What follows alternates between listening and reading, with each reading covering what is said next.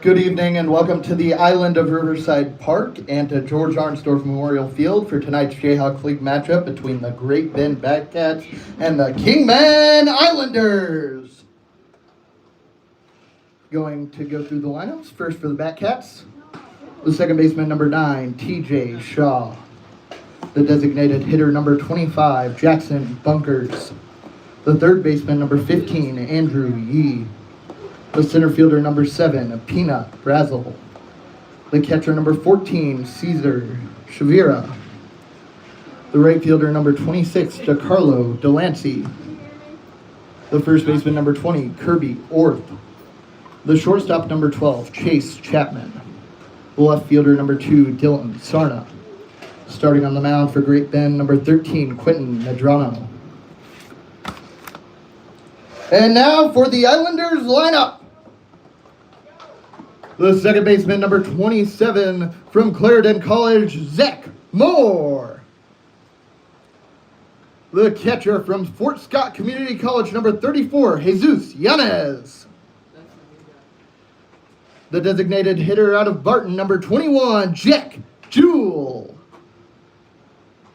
The shortstop from Pratt Community College, number 16, Karsten Wall. The first baseman out of Colby, number 22, Josiah Schmidt.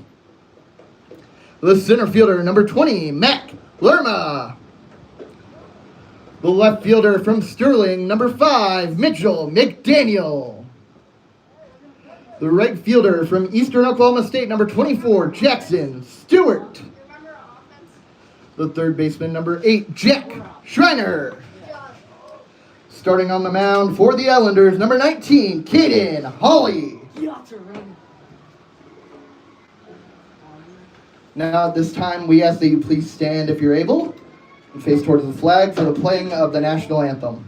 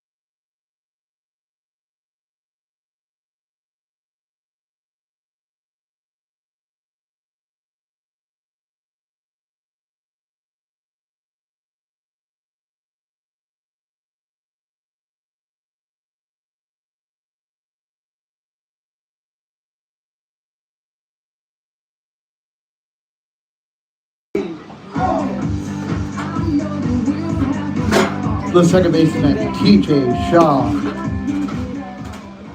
Caden Hawley, the man on the mound for the Islanders. Islanders 1-6, coming off a win in Great Bend last night. That was the Batcaps' first loss of the season. Islanders' first win of the season. Batcaps moved to 4-1 now, 3-1 in Jayhawk League play. Islanders are 1-6. Hawley delivers. That first pitch is high to Shaw. Hawley making his second start of the year, went 3 innings, gave up 5 earned runs his first time out. That pitch misses outside. Ball 2.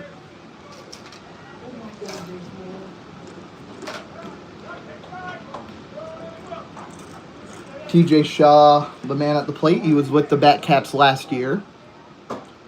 He'll take that ball high and inside, and the count moves to 3-0.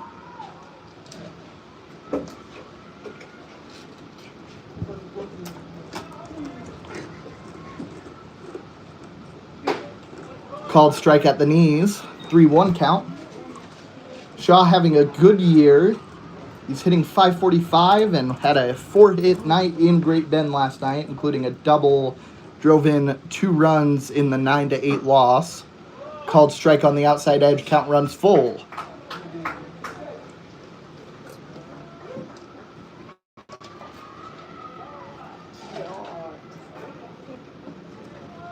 Hawley deals. Up and in, ball 4. Shaw is on base for the 6th time in his last 6 at-bats. Plate appearances, rather. Designated hitter, Jackson Bunkers.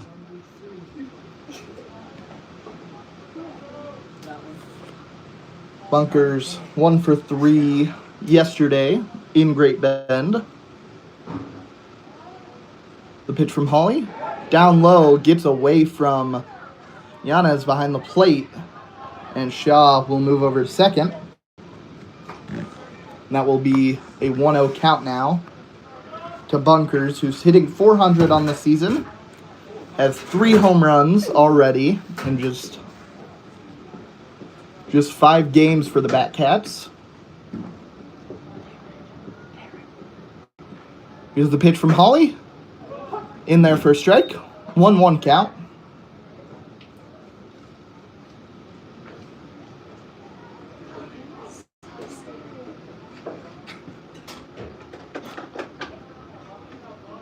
He's staring down Shaw, looks towards home plate. The defender's faking out Shaw. Shaw faking out the defenders. Shows bunt. Pitch goes low and he pulls it back. Ball 2.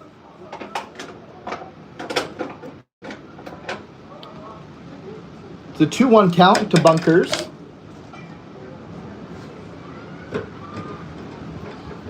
Here's the pitch. Ground ball up the middle. It's fielded and thrown to first for out number 1. Shaw moves over to third, so a runner in very good position to score for the Batcats here in the first inning. Islanders took a 6-0 lead early in the ball game against the Batcats yesterday. Batcats trying to avoid falling in that hole, batting first on the road today. Andrew Yee, the man at the plate, also with the Batcats last year. He'll take a ball inside. Wore number 11 last year, is wearing number 15 this year. He was 1 for 4 last night, got hit by a pitch. He's one of 5 Batcats hitters to get hit by a pitch last night. That's most of the lineup for Great Bend. Just a lack of control from Islanders pitchers, but they did enough to get the 1-run victory.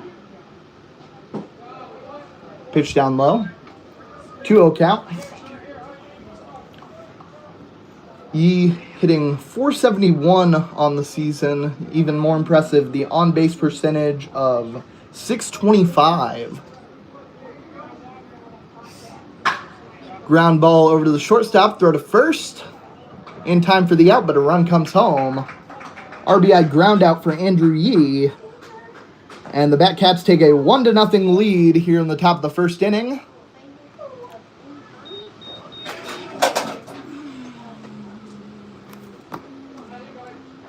Peanut Brazzle comes to the plate. Peanut, a nickname for Davin, but everyone calls him Peanut. Listed on the roster as Peanut. So I'll be calling him Peanut. 200 average on the Batcat season so far. He was 0 for 5 last night with an RBI and a run scored. Fly ball out to center field. Caught for out number 3. Batcats send across the leadoff batter, but no one else gets on. It's a 1-0 Great Bend lead heading into the bottom of the first.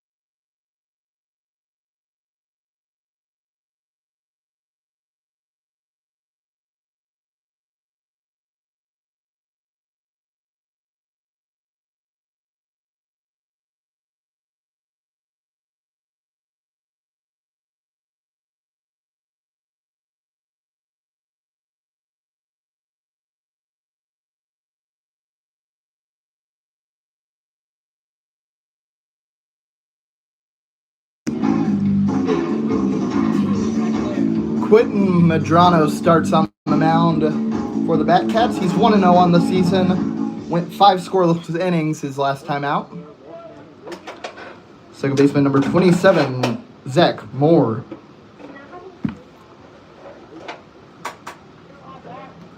Seven strikeouts in just 5 innings for Medrano his last time. Called strike 1.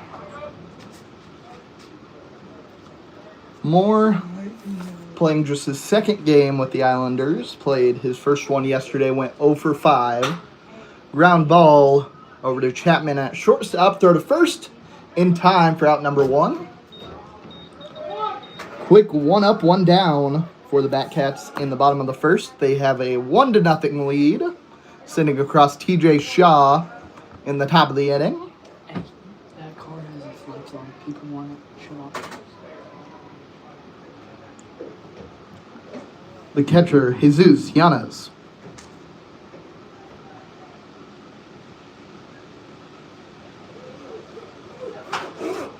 Foul ball over the third baseline fence.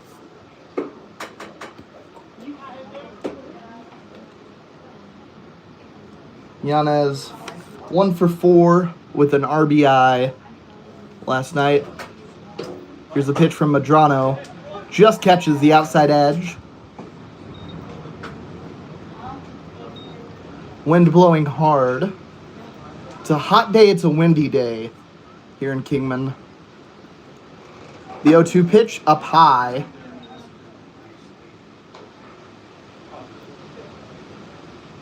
Moves the count to 1-2.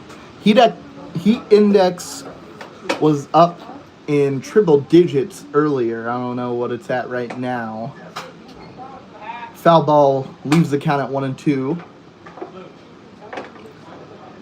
And earlier when I was checking the weather, the wind was blowing upwards of 20 miles an hour. I think that's probably still about where we are right now.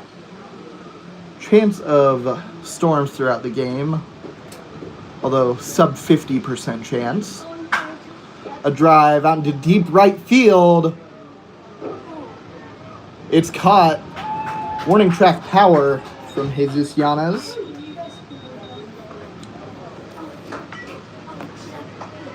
Two down, bottom of the first inning. Batcats lead 1-0. Brings Jack Jewell to the plate.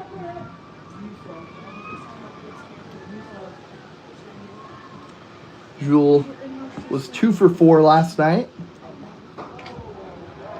That's his second hit by pitch in the last 2 days. So he's getting pelted by baseballs in that batter's box. Islanders have their first base runner of the ball game. The shortstop, Karsten Wall. Shavira goes from behind the plate to talk to Madrano on the mound after that pitch got away from him. Maybe a discussion about how to attack Karsten Wall here after his 3-hit night last night. Drove in a run and scored 2 once he got on. Pitch up and in for ball 1. Runner on first, 2 down. Bottom of the first inning, Islanders trail 1-0. Karsten Wall at the plate. He has a 1-0 count. Here's the pitch. Misses maybe a bit inside, maybe a bit low. It's a 2-0 count.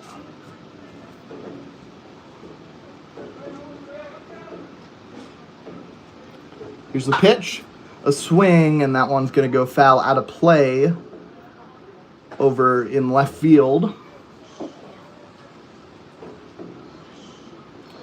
So a good cut for strike 1 for Karsten Wall.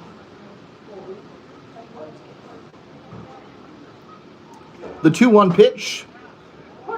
Called strike on the inside edge. A lot of 2s on the scoreboard. 2 balls, 2 strike, 2 down. Bottom of the first inning, Islanders trail 1-0. Jack Jewell on first base. He got hit by a pitch. The pitch fouled back, out of play. Wall keeps the count even at 2. He went up 2-0. Has fouled a couple pitches off. Took strike 2.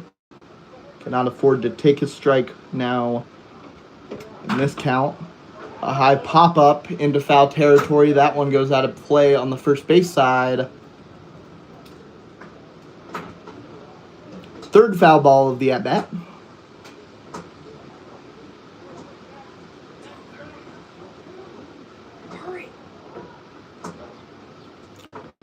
This will be pitch number 7 to Karsten Wall. Madrano is set. Here's the pitch. Swing, a fly ball out into right field. Delancey is there to retire the side. Batcats leave the first inning with a 1-run lead. It's 1-0.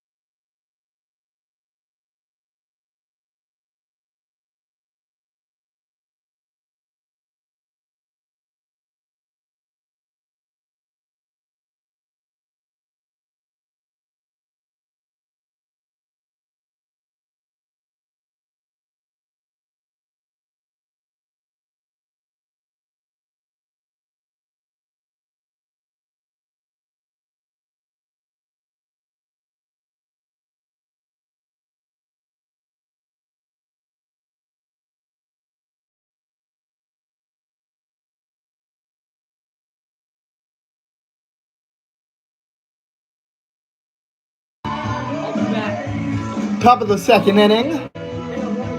Batcats lead 1-0. Their 5-hole hitter comes to the plate. The catcher, Cesar Shavira. There we go.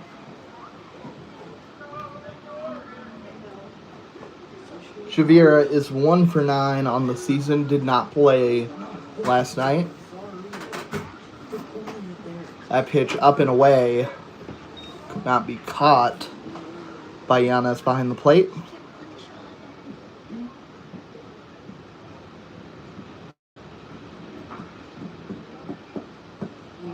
Shavira out of Cochise College takes ball 2 from San Luis, Arizona.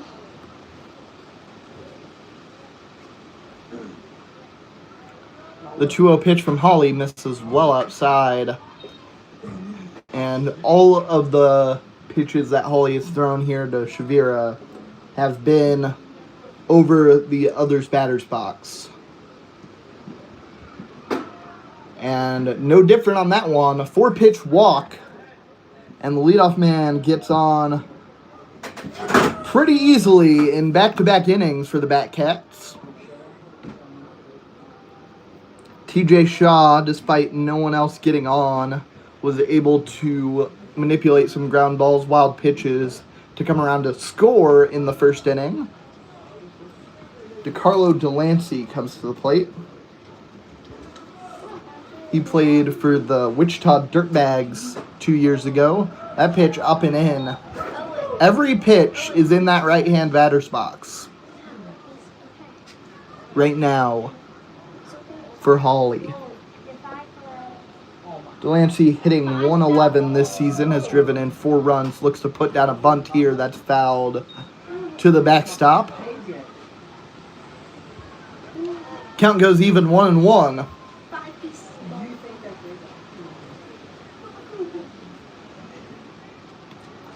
Delancey was 0 for 3 with a walk and an RBI last night in Great Bend.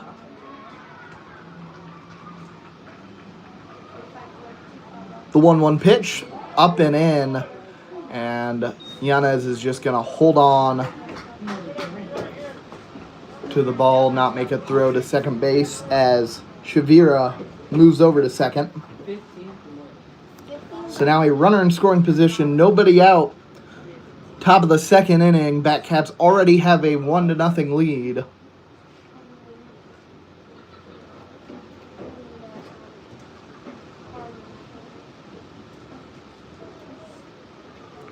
Holly staring down the runner. That pitch is high, 3-1 count. In his last outing, Holly walked 7 guys and only struck out 1. That was, again, in 5 innings of work. He's already walked 2 today, still looking for his first strikeout. It's a 3-1 count here, and another walk. First 2 batters in the second inning on for Great Bend. And an opportunity for a big inning here as Kirby Orth comes to the plate. First baseman, Kirby Orth.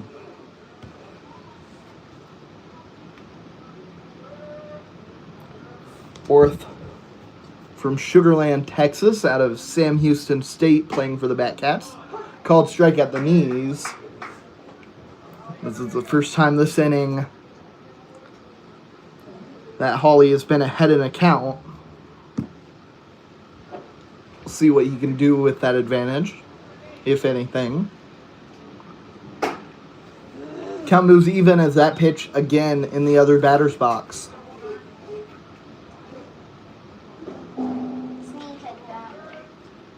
Orth hitting .095 this season.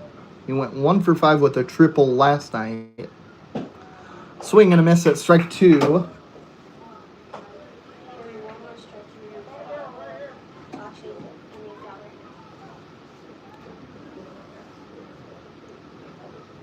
One, 2 count. Holly comes set. Still looking over towards second base. Pitch down and away. Count moves even 2-2.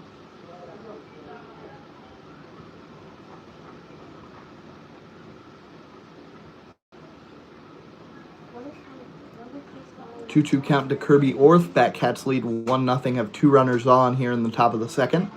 Nobody out. That pitch up and away, ball 3.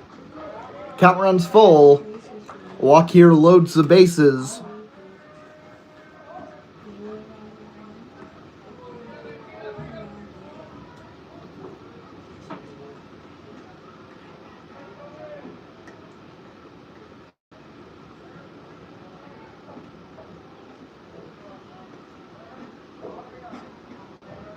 Here's the pitch. It's outside for ball 4. Couldn't put him away with the 2-strike count. Shavira moves to third. Delancey moves to second. Orth goes to first. And we're going to have a mound visit from last night's closer, Mason Munns. We got the save in Great Bend last night. He's the pitching coach for the Islanders. Experience pitching at Cloud County and Wichita State, as well as the Islanders for several years. His dad, Toby, is the head coach, as well as the head coach of Kingman High School, where Mason played. Chase Chapman steps into the batter's box.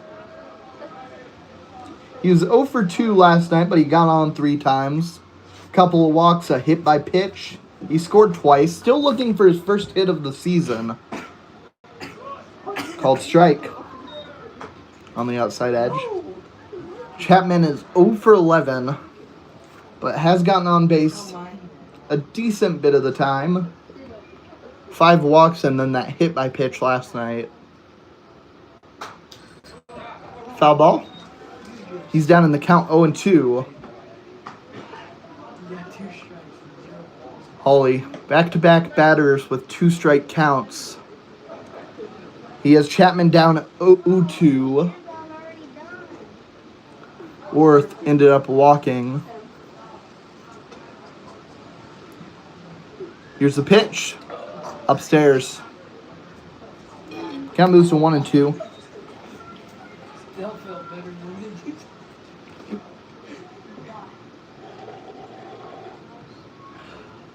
Bases loaded for the Batcats here, top of the second inning. They already have a 1-0 lead. A foul ball keeps everyone right where they are, except for Hawley, who's going to step off the mound and want a new baseball to throw. After that one bounced in the turf.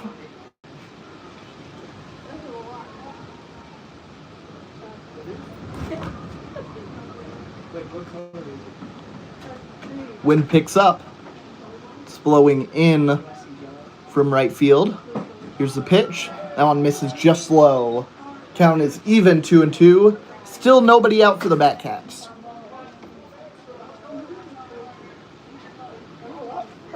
This is a real make-or-break plate appearance for Hawley. Opportunity for the Batcats to have a big inning. And that pitch gets away from the catcher. And the count runs full. Luckily,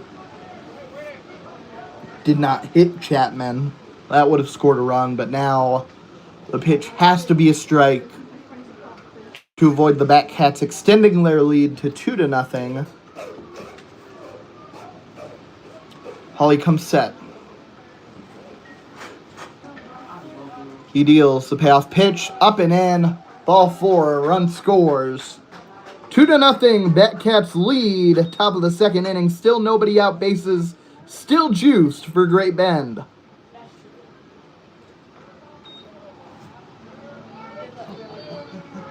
Four straight walks to open the inning. Dylan Sarna steps into the batter's box. That's now on the season 12 walks from Hawley to just 1 strikeout. Foul ball out of play on the first base side.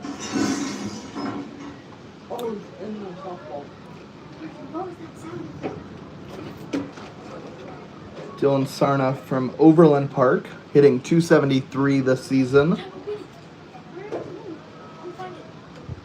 The 0-1. Called strike on the outside edge. Maybe a generous strike call. But Holly will definitely take that.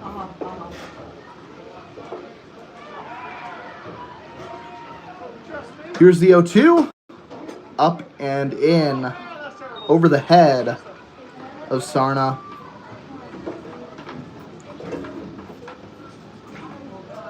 Holly has had 3 different Batcats down to their last strike in this inning, and he's walked everyone. A 1-2 pitch, driven down the right field line, and it's foul and well out of play. I think that landed on diamond 3. Would probably be a base hit over there, where coach pitch games, T-ball games, that's that field. Pitches up high for ball 2. Count is even, 2-2.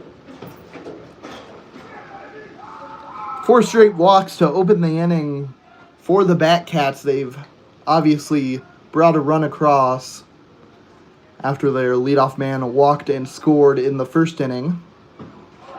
Pitch runs inside, hits Sarna, and another run comes home. The Batcats have 3 runs before their first hit.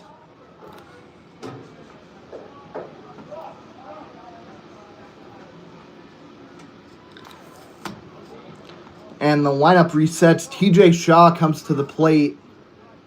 Bases loaded for him. Still nobody out. Ground ball gets by Josiah Schmidt at first base. 1 run scores. Runner comes home to score for the Batcats. TJ Shaw, like he has so many times this season, comes through for the Batcats. A 2 RBI base hit. And the Batcats, after trailing 6-0 last night and being unable to finish the comeback, they're the ones with an early advantage. 5-0. Still nobody out in the top of the second inning. Jackson Bunkers comes to the plate. Runner goes. The throw is not really where it needed to be. Bounces short of second base, and Shaw's in with a stolen base. Now 2 in scoring position for the Batcats.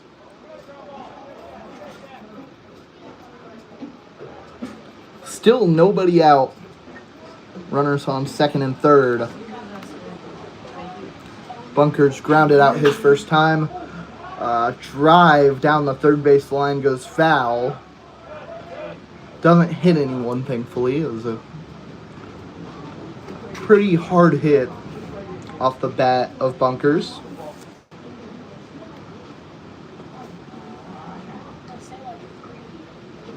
And he's done a lot of hard hitting this year. Again, 3 home runs already this season. Ground ball over the shortstop, throw to first. Oh, dropped by Schmidt over there. A run scores. Would have been a close play anyway, but it doesn't matter.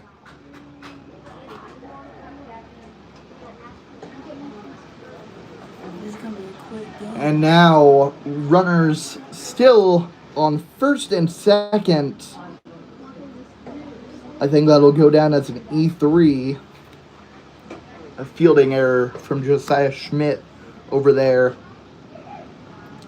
A 5-run second inning so far for the Batcats. Both runners go, and the pitch got away from Yanez behind the plate, so there was no throw, no threat of a throw.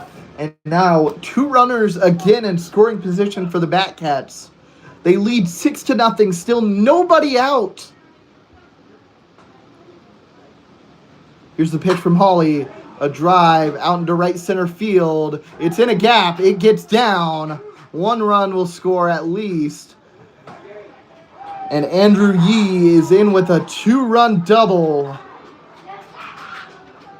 8-0.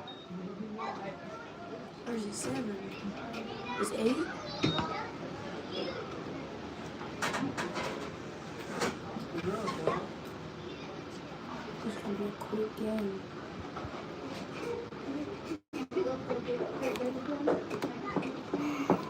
Yanez goes out to talk to Caden Hawley.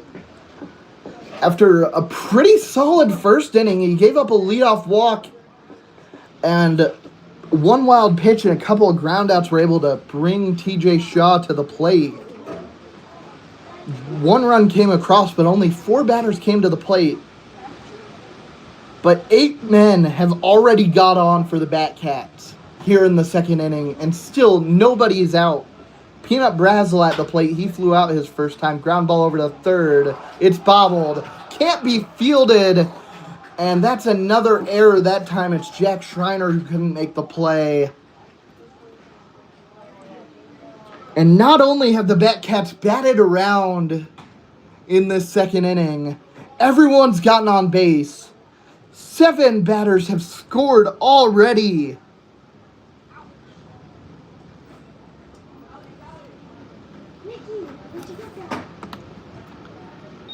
Shavira comes to the plate. He walked to lead off this inning. He was one of 4 batters to start the inning with a walk. All of them obviously came around to score. Still nobody out. Runners on first and second, an 8-0 Batcat lead.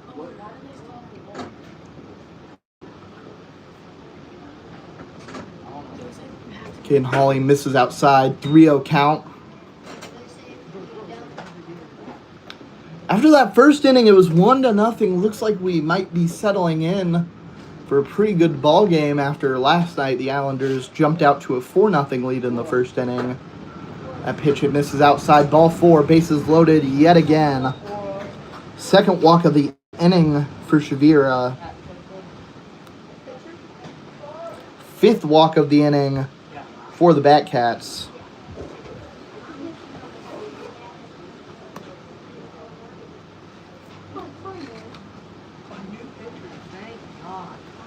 And it looks like that'll do it for Caden Hawley's day. He's responsible as a starter for every runner on base. Gives up 8 runs in what felt like an eternity, but what'll go down in the box score is just 1 inning pitched, as he didn't record any outs in the second. We'll take a break to catch our breath as the new pitcher comes in for the Islanders. Nobody out in the second inning. Batcats lead 8-0. Bases loaded when we come back.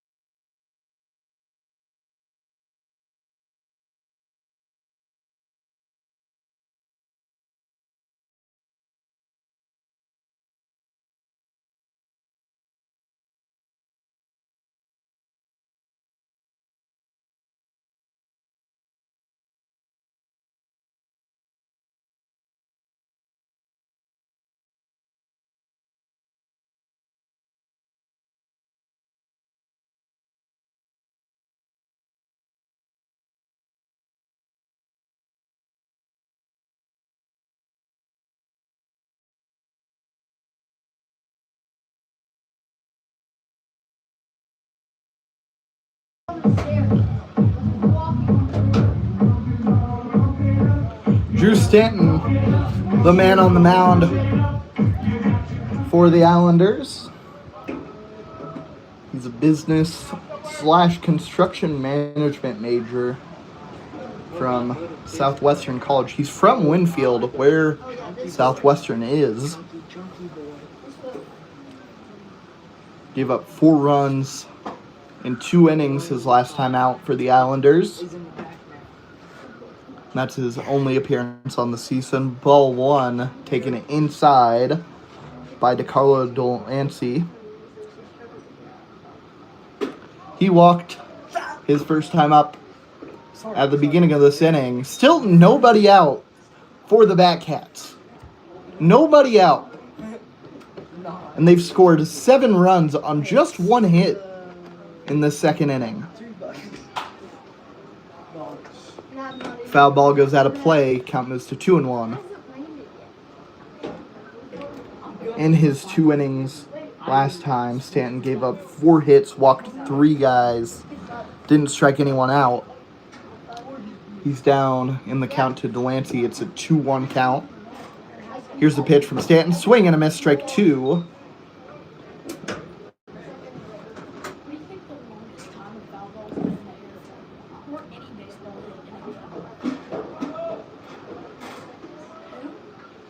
Now a 2-2 count, a chance for the Islanders to get their first out of the inning. Ball in play, likely scores another run. But at this point, the Islanders are just trying to do anything to get out of the inning. Swing and a miss, strike 3. Out number 1 in inning number 2 recorded. And that's Stanton's first strikeout of the season with the Islanders. Brings Kirby Orth to the plate.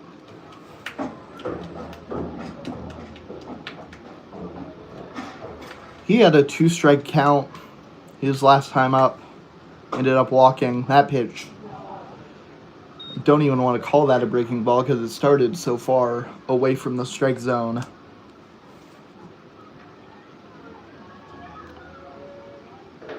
Orth definitely was not fooled. Nor was he on that fastball outside. 2-0 count. Bases still loaded for the Batcats. 1 out, top of the second inning. Great Bend leads Kingman 8-0. 7 runs coming here in the second inning before a single out was recorded. Ball 3.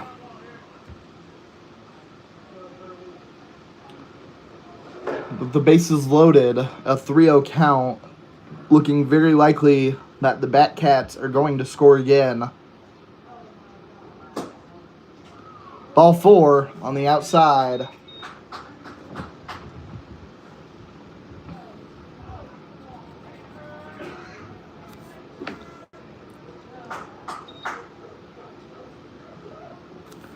It's just walk after walk after walk for the Batcats. Couple of errors, 1 double, and a strikeout mixed in there. Other than that, everyone's gotten a free pass. Called strike.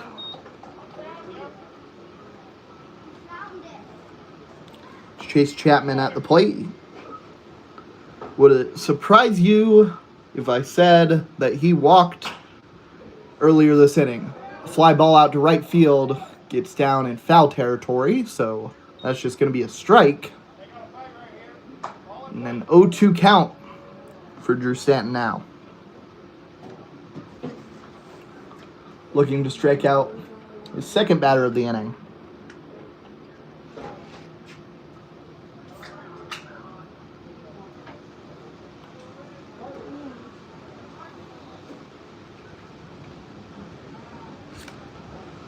The 0-2 pitch.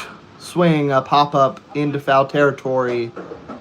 Yanez is going to chase after it, but it goes out of play. I suppose the only silver lining if you're Caden Hawley is that a couple of those runs are going to be unearned. Still, not a great day for him on the mound. Drive out into left field. That one's also foul off the fence. Hooked pretty well. That is also the direction that the wind's blowing. Not too strong at the moment, but you can still feel it.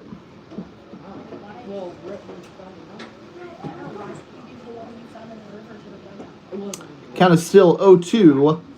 Score is still 9-0. That pitch gets away from Yanez, but it bounces right back to him. Everyone stays right where they are.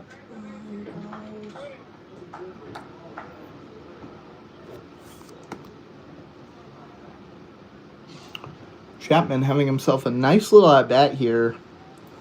It's only a 1-2 count, but he's fouled off a number of pitches to stay alive. Pop up goes out of play again.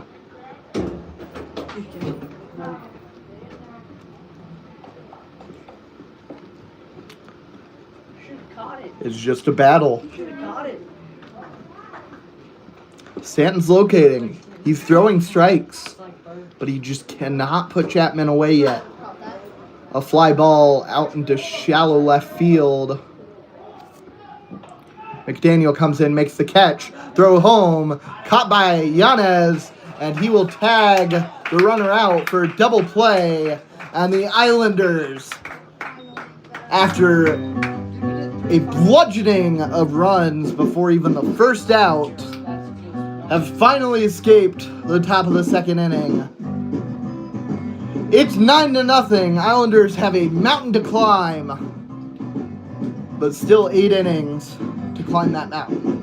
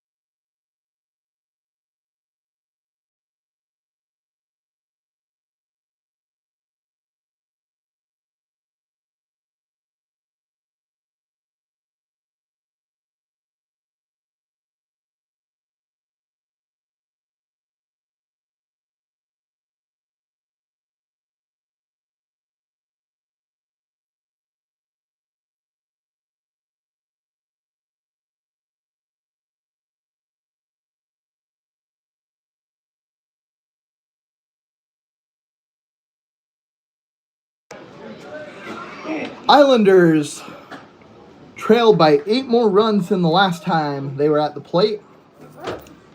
It was 1-0 after the first inning, and after the top of the second, it's 9-0 Batcats. That pitch is outside, ball 2. It's Josiah Schmidt at the plate. He had a 4-hit game in Great Bend last night. Just the 13th time an Islander has had 4 hits in a game.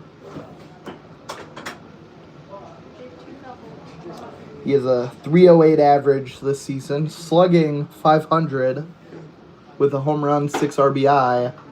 He'll take a 4-pitch walk. That's exactly how the top of the inning started, but with roles reversed. Islanders were obviously in the field. Center fielder Mac Lerma. Lerma steps in. Takes ball 1. He didn't have a hit last night, but he did walk twice and came around to score both times. Ground ball fielded by Chapman. Throw to second gets the out, and there's no throw to first. So 1 down as the lead runner is out. Mac Lerma gets on with a fielder's choice. Left fielder Mitchell McDaniel.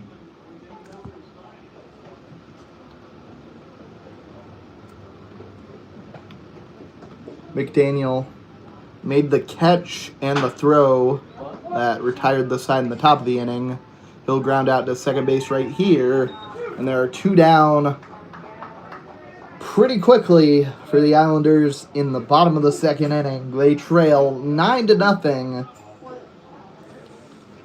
If there were ever a time that you do not want to go down quickly, it's after giving up 8 runs in the top of an inning.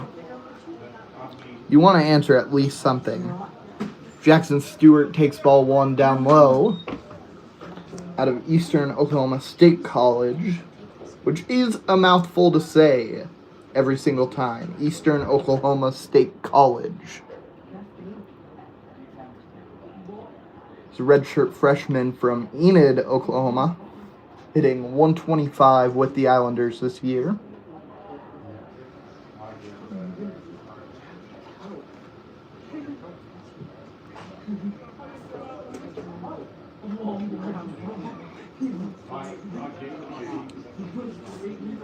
Here's the pitch.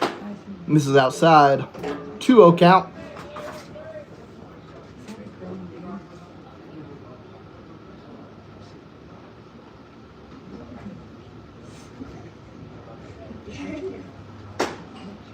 Pitch is outside. 3-0.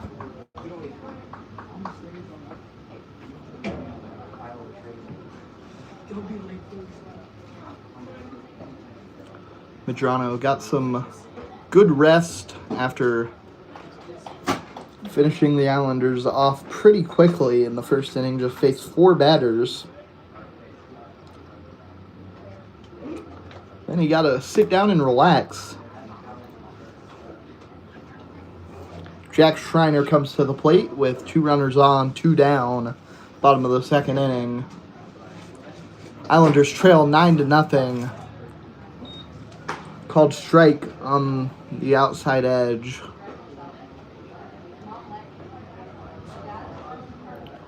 Medrano deals, pitches down in the dirt on the other side, and the runner tried to go to second, but there was already a runner on second, and just a mishap from Jackson Stewart in between the bases will retire the side. Islanders still trail 9-0 moving into the third.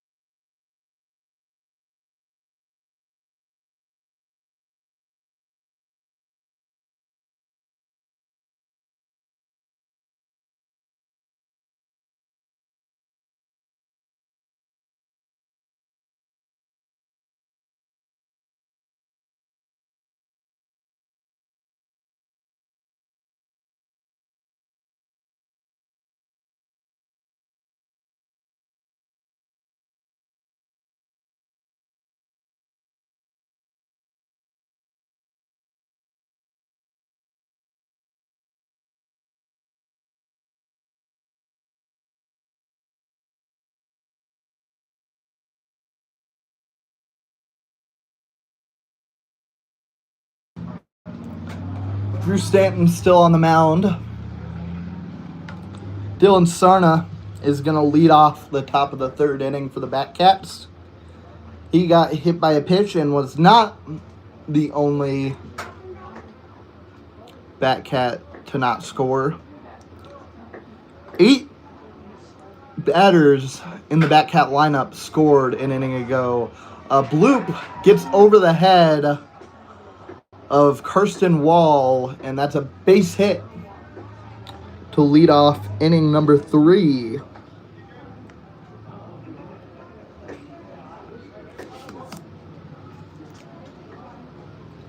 TJ Shaw comes to the plate. Don't have his average now after that hit to lead off the game, but came into the game hitting .545. A liner is off the glove of Karsten Wall, and that's probably going to have to be an E6. So tough play for Karsten there, but he had his glove on it. It's a play that he probably should make. So the first 2 batters for the Batcats in inning number 3 are on.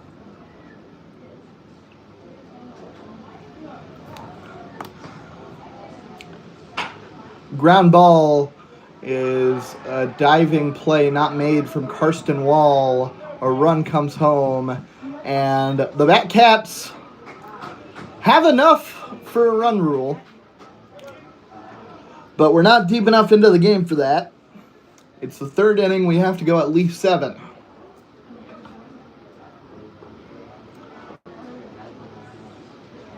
It's an RBI single for Jackson Bunkers.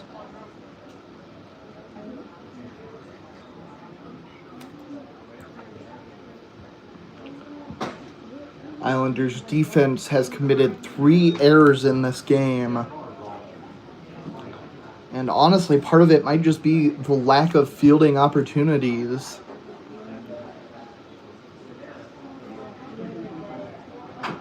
Ground ball goes foul. Count is even 1-1 for Andrew Yee.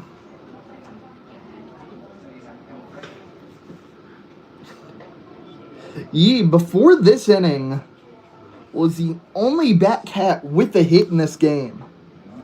A couple guys reached on error, but he had a 2-run double an inning ago. Dylan Sarna led off here in the 3rd with a single, but there are 3 errors, and then it's all walks and hit by pitches aside from that. And the Batcats have 10 runs to show for it. Called strike. Count is 2-2. Runners on the corners. 1 down.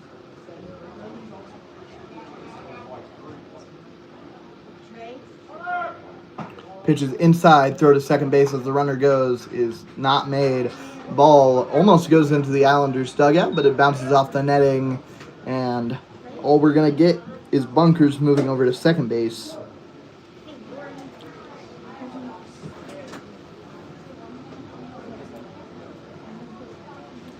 I said there was 1 out. I do not believe there actually is an out this inning. Foul ball. Because we had Sarna come up. He led off with a single, came around to score. TJ Shaw lined that pitch off the glove of Karsten Wall as he was jumping for it. And then Bunkers had a base hit that got by Wall over at shortstop. And those are the 2 guys on. Andrew Yee is at the plate. He's 1 for 2 today. He takes that pitch inside, bases loaded. And it looks like the Batcats might be in for another big inning. Bases are loaded. They've already scored a run, and there's nobody out. Peanut Brazel comes to the plate. He's technically 0 for 2. He reached on an error his last time up. He is the only Batcat that has not scored a run today. He was tagged out at the plate to end the second inning on a double play. It was a fly ball out to Mitchell McDaniel in left field, and he tried to tag up in advance, but he didn't quite make it. It was a good throw from McDaniel. But despite that, Brazil is one of their better players, I would say, especially last year. Maybe off to a slow start this year. Swing and a miss, 1-2 count.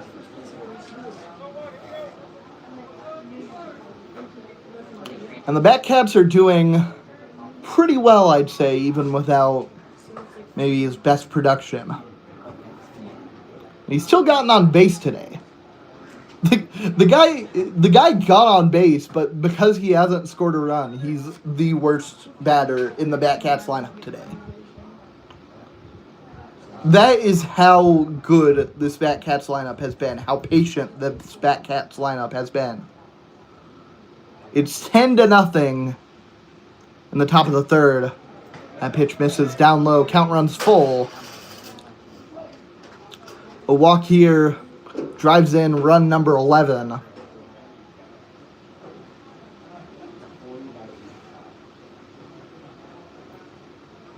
The payoff pitch is fouled away.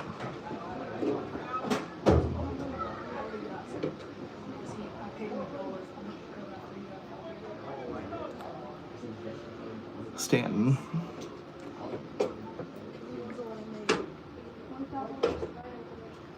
Hangs down, right arm, looks in to get the pitch. Now he comes set. Here's the payoff pitch again, and it's a walk, and it is another run for the Batcats.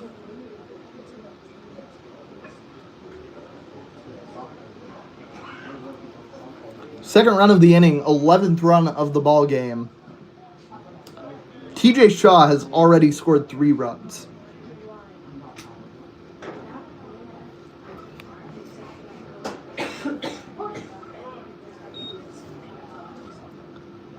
Cesar Chavira has walked twice.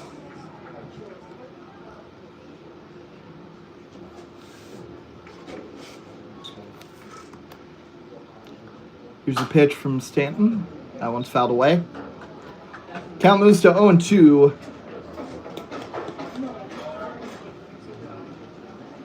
Maybe an opportunity for the Islanders to get this first out. They've already given up 2 runs. They've already allowed 5 base runners. But it'd still be well sooner than they got their first out an inning ago. Batcats had already scored 7 runs at that point. That pitch misses outside. Count moves to 1-2.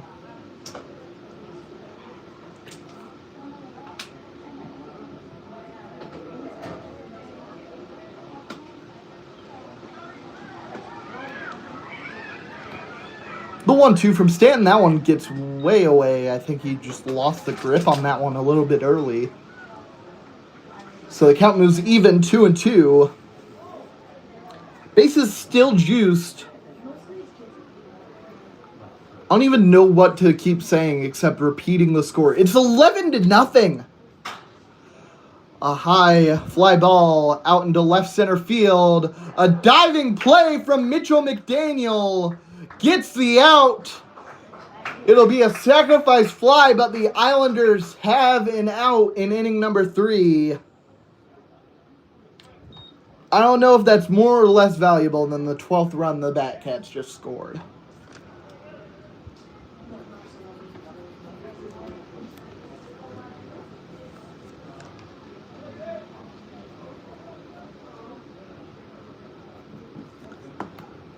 DeCarlo Delancey comes to the plate. He's 0 for 1, a walk and a strikeout. Ground ball is going to get through for a base hit. Runner comes around.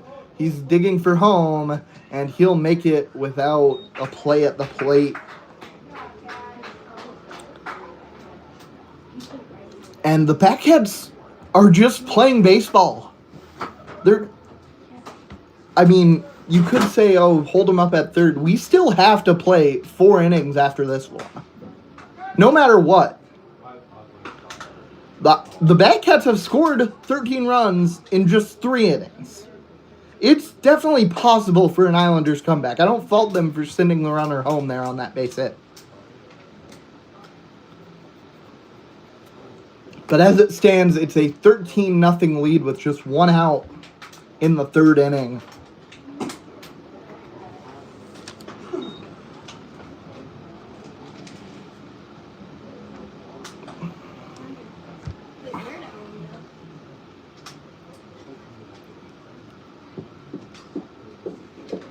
It's a 2-0 count. That one's fouled away.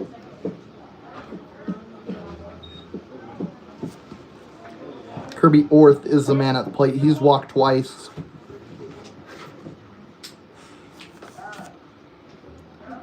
And I'd have to go back through my records to figure out like what the most runs the Islanders have given up in a game is. It looks like the Batcats could very well threaten whatever that record is. A foul ball evens the count at 2-2.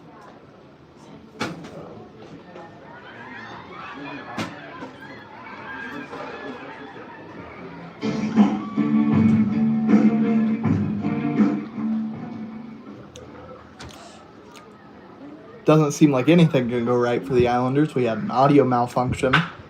A drive out into deep right field. That one is foul.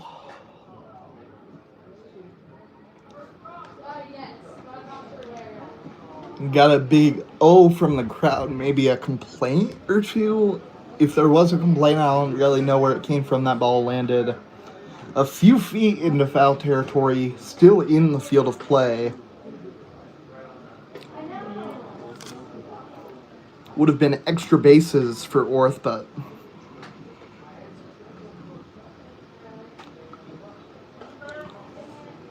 every Batcat's just getting the opportunity to stand in there and swing.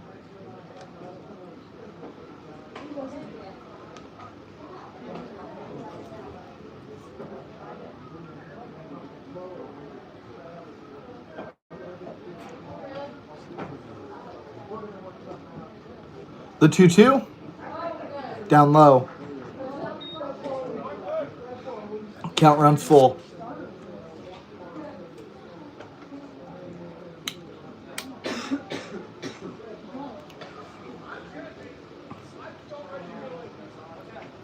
Here's the pitch. Swing and a miss, strike 3. 2 down here in inning number 2. It's actually the 3rd inning, but there are 2 outs. Second strikeout for Drew Stanton. Chase Chapman comes to the plate. He walked and then flew out into a double play. Fly ball, deep left field. McDaniel at the fence, reaches up and makes the catch for out number 3. Batcats come across with 4. It's 13-0.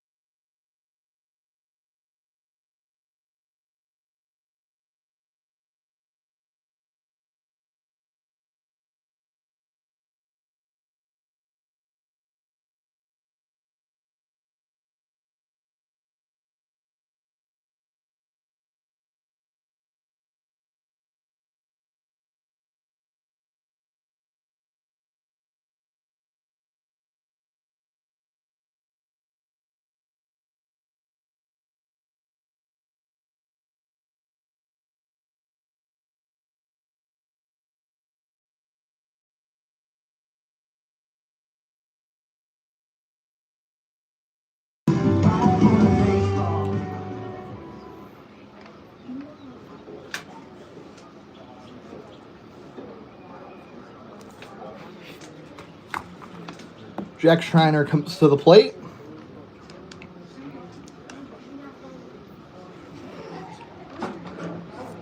Takes strike one from Medrano.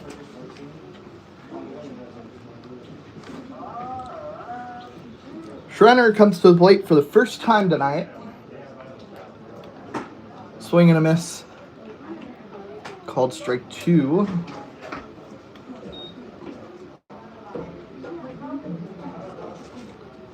Schreiner was 1 for 5 with a double, a couple RBI last night.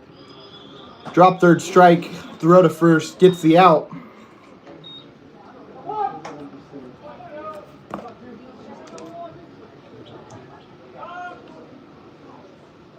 Second baseman, Zach Moore.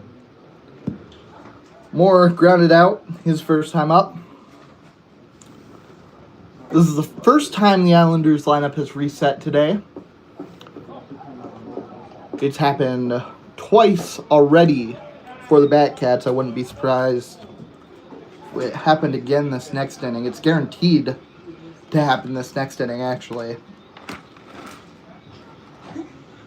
Batcats lead 13-0. Bottom of the third inning. Strike two.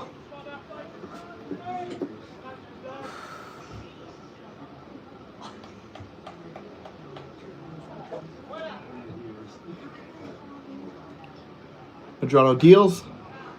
Called strike three. Moore doesn't like it. Looked like it might have been a bit low.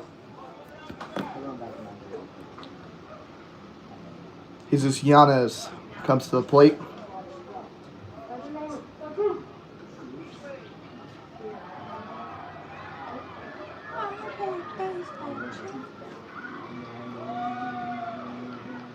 Here's the pitch. Swing, a high fly ball out to right center field is caught. A quick 1-2-3 inning with a couple of strikeouts for Medrano. Batcats might look to add some more to their 13-0 lead in the top of the fourth.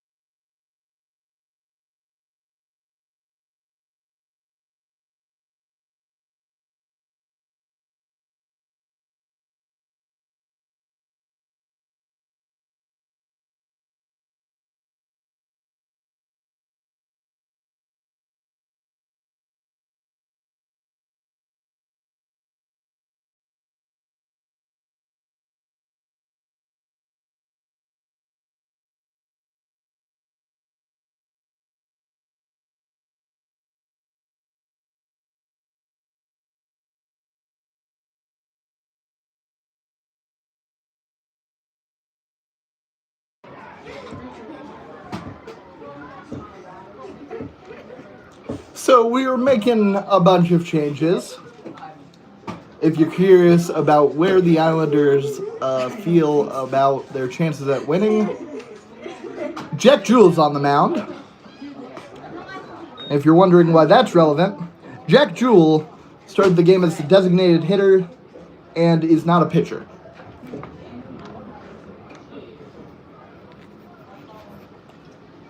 Also a new catcher in there. I couldn't quite see the number with the chest plate blocking his back, so apologies on that. I will get that updated as soon as he comes to the plate, or I can figure out who it is. A fly ball out to center field. And the most successful leadoff at-bat of the game so far comes with Jack Jewell on the mound.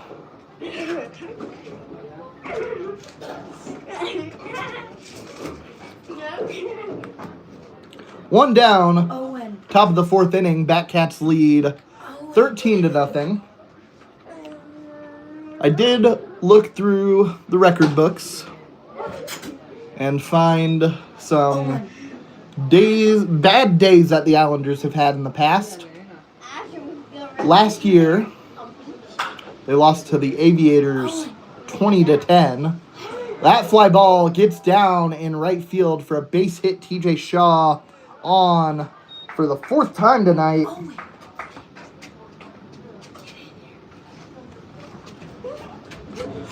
That's his second hit of the ball game. He's come around to score 3 times already.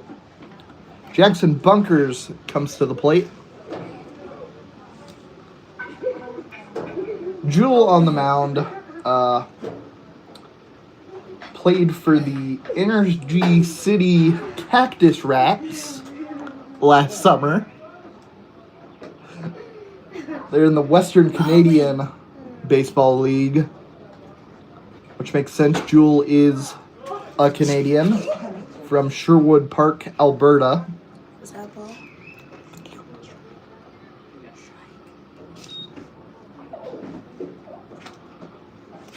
The 1-1 pitch.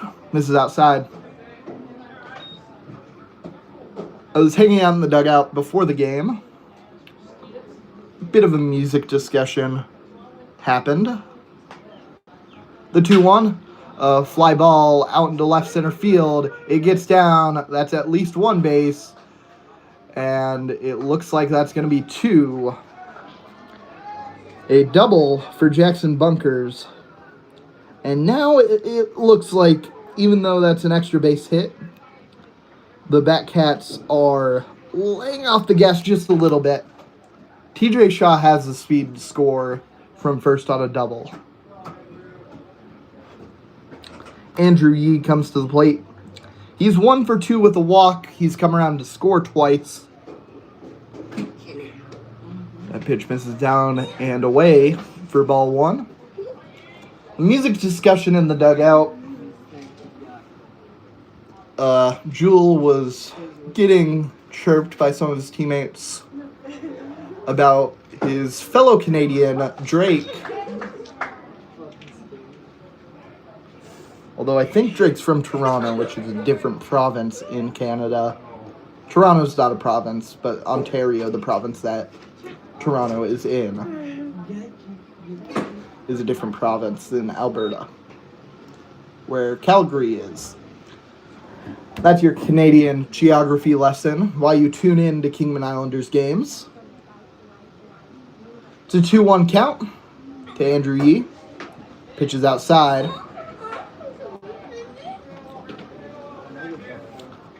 Someone asked Jewell if he liked Drake, and he qualified it by saying if he's playing music for people, Drake is a pretty safe choice just because of his popularity. There's ball 4, bases loaded after that walk. Center fielder Peanut Brazel. Brazel still looking to score a run. Still has not gotten to come around.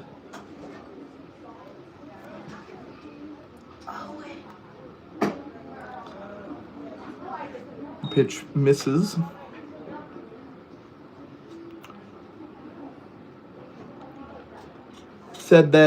Jewell said that if he's playing music for someone, that Drake and Morgan Wallen are the 2 that he will usually go with.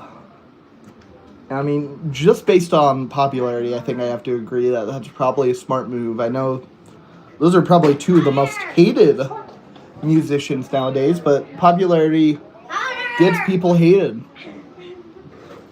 There are probably other reasons besides popularity to dislike either of those two artists, but I'm not going to get into that. This is a baseball game. I pitch down low. Count is 2-2. Hunter! No, I ain't! No. Hunter! Exactly. Swing and a miss, strike 3. Out number 2.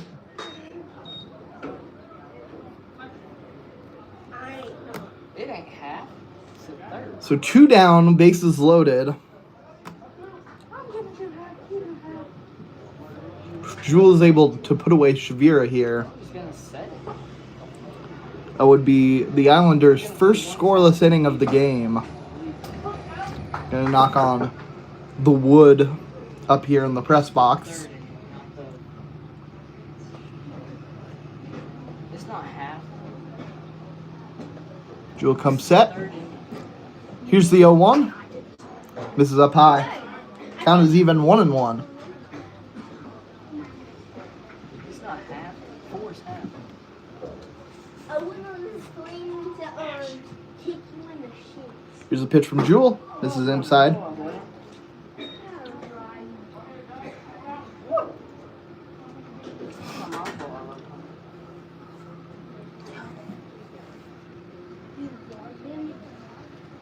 2-1. Swing and a foul ball.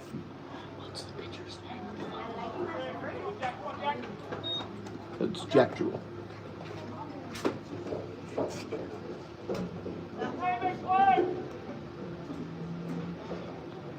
Here's the pitch. It's down in the dirt. And the Batcats are just going to take that run. I don't blame them. You're a baseball team. You play baseball. It looks mean when it's 13-0 and you're scoring a run to go up 14-0. But those runs scored can matter. Pitch called strike 3. That will retire the side. Batcats come away with 1. It's 14-0.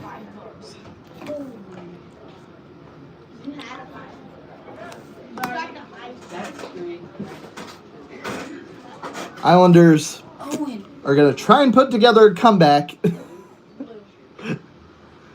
However unlikely it is. No, I like the red one.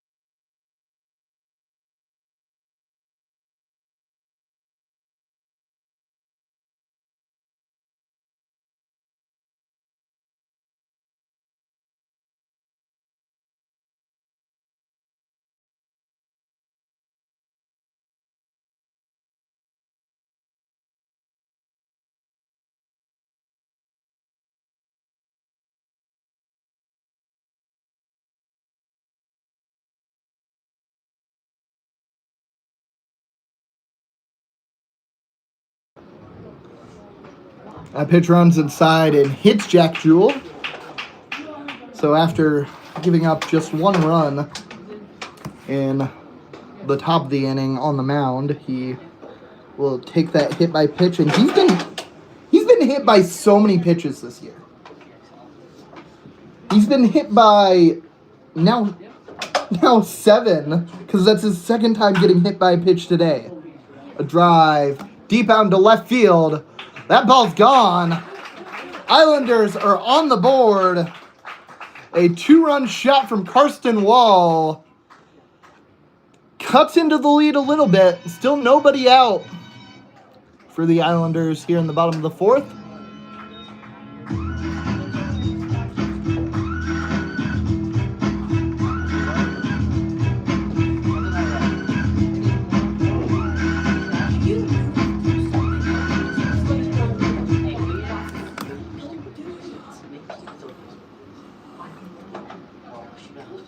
I believe that's Wall's first home run as an Islander. Josiah Schmidt fouls that first pitch back.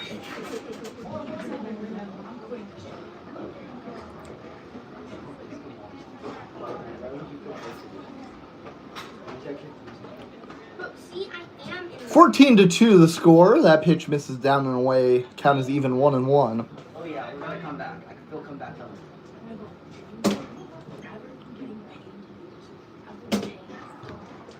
Josiah Schmidt walked his first time up and then was out on the base pass thanks to a fielder's choice. 2-1 count. nice. And I'm staying right Pitches up high. 3-1. Have you heard about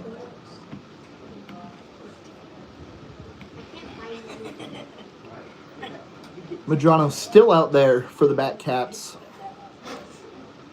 I mean, he went through 3 scoreless innings pretty efficiently before giving up that 2-run shot from Karsten Wall. And I'm going to be honest, with the run support that he's gotten today, he can afford to be ultra aggressive and attack the strike zone. I don't think giving up a home run in this spot speaks on his ability as a pitcher. That was the first runs he's given up this season. Swing and a miss at strike 3. First out here in the bottom of the fourth. Well, in a game like this, you're looking for the little victories. The Islanders have won the 4th inning.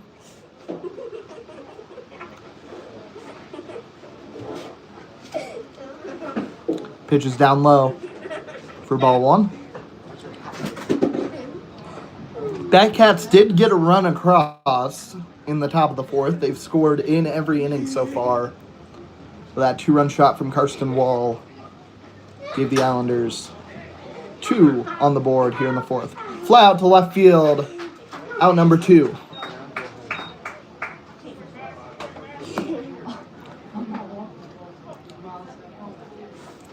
Left fielder Mitchell McDaniel. McDaniel grounded out his first time up.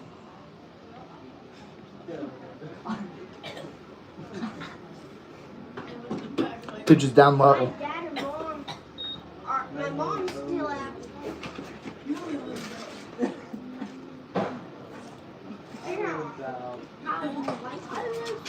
The 1-0 runs inside.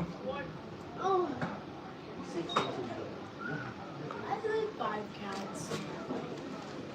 Throughout this season, I've been keeping an eye on the NCAA baseball tournament.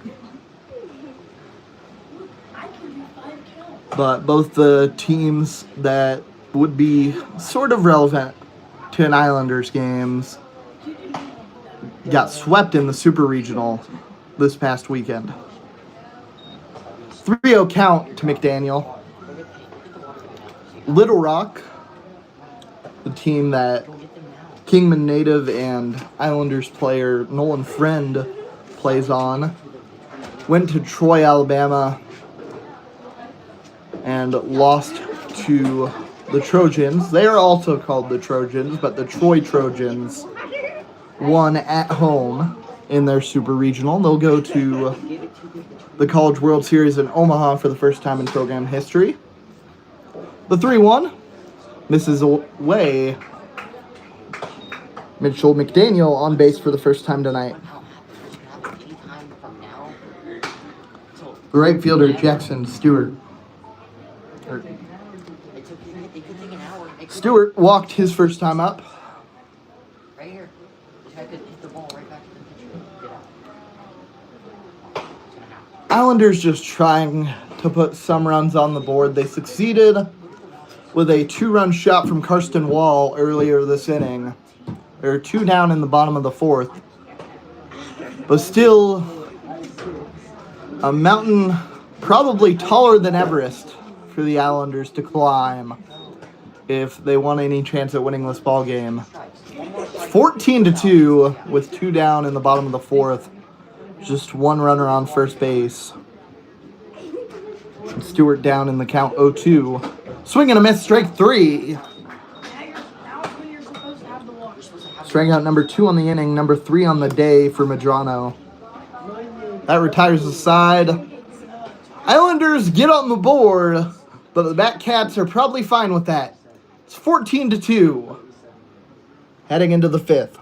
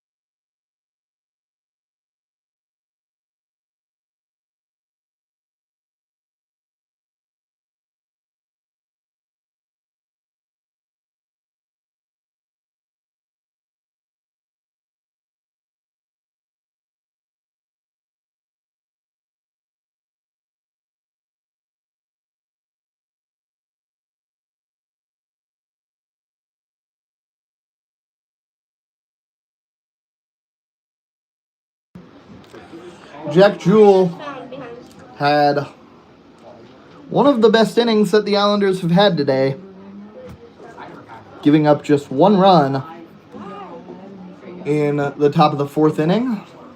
He's still out there on the mound. Remember, started this game as the DH. Stepped into the batter's box twice and got hit by a pitch both times. Called strike at the knees. DeCarlo Delancey is 1 for 2 today with a walk. He came around to score in the 2nd inning. Ground ball up the middle, gets through. That's going to be a base hit. Leadoff man on yet again for the Batcats.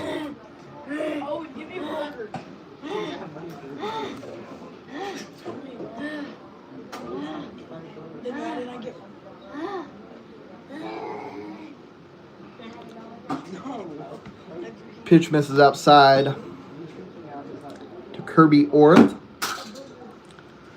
Orth is 0 for 1, but he's walked twice. Struck out his last time up. Called strike on the inside edge.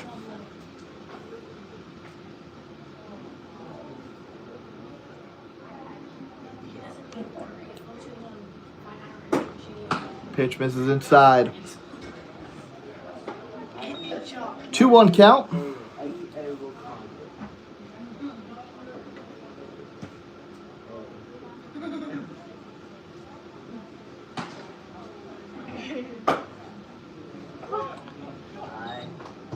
Called strike. Count is even 2-2. 1 runner on, nobody out. Top of the 5th inning. Batcats lead 14-2.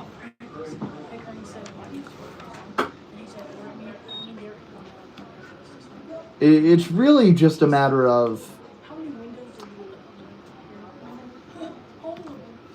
individual stats at this point for the Batcats, which in baseball is the most important sport that individual stats matter. Ground ball back to Jewell, who throws it well over the head of the first baseman. And that throwing error will bring everyone around 1 extra base. Delancey moves to 3rd. And Orth moves over to second on the E1. Chase Chapman comes to the plate. He's been robbed a couple times by Mitchell McDaniel. First time it was actually a pretty regular fly out, but could have had a sacrifice fly if McDaniel had a worse throw towards the plate. But instead, Peanut Brazel got doubled up, and the Islanders escaped the longest inning of the season, I believe, in that second inning. They gave up 9 runs. 2 in scoring position now for the Batcats, though, with a 1-1 count.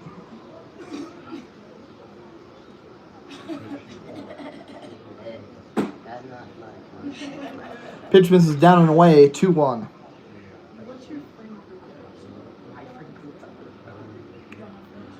So the Islanders last night went into Great Bend and jumped on the Batcats early. 4 runs in the first inning, 6 runs before the Batcats were able to score. And they were able to hold on for a 9-8 win.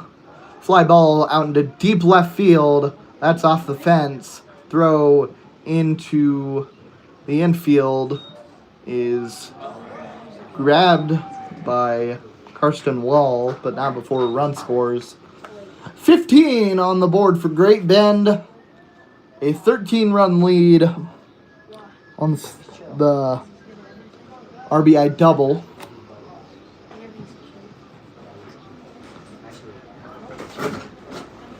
Dylan Sarna comes to the plate. And now you can really see the Batcats holding up on the base paths. It is a 15-2 lead. And it looks like everyone is reserved to call this a Batcats win. Islanders are still going to try out there, of course. But as hard as they try, they're going to need to score 4 runs in the next 3 innings to keep the game going. And that's if they don't give up any more runs, and there's still nobody out with 2 runners in scoring position here. A drive out to the center field gets down for a base hit. Runner is going to come around from third, and 2 are going to score for the Batcats. Stop scoring. It's 17-2.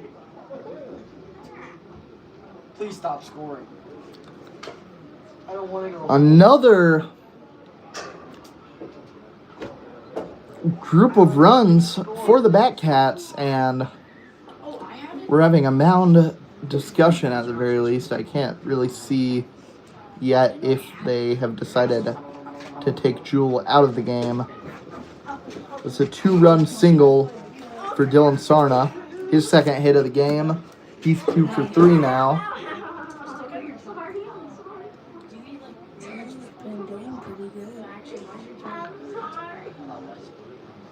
And they are going to leave Jack Jewell out there.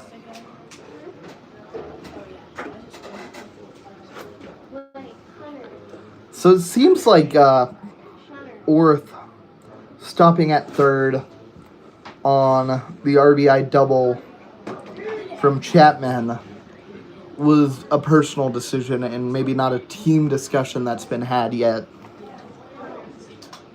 How do you do it? 17-2 the score.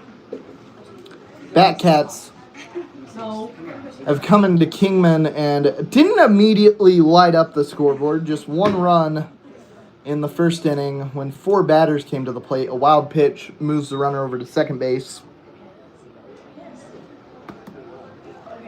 The second inning is where the explosion happened. 8 runs for the Batcats in inning number 2. A hard swing, a fly ball out into center field.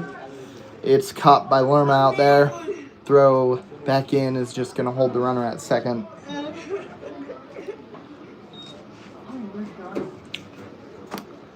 One down.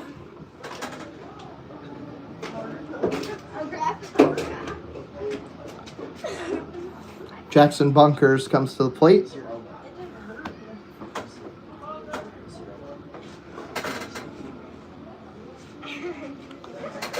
He's gotten on twice, come around to score both times.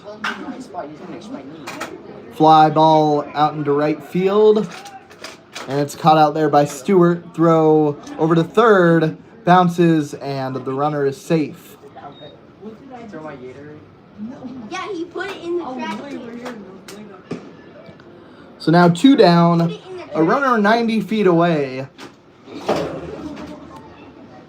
And Andrew Yee comes to the plate. He's 1 for 2. He's walked each of his last 2 times up. And he scored 2 runs. That pitch misses outside.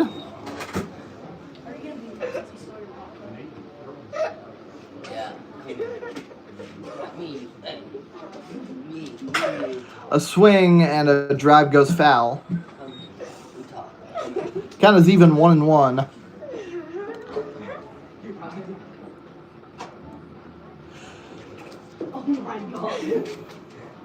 Runner on third base with 2 down, top of the 5th inning. Batcats have already scored 3 here. And that is just to add on to an already big lead. It is 17-2. The most runs the Islanders have given up in a ball game in their history is 21. And that was before they were called the Islanders. And now it's 18 on the board for the Batcats as that run scores on a wild pitch. Nobody on now for the Batcats.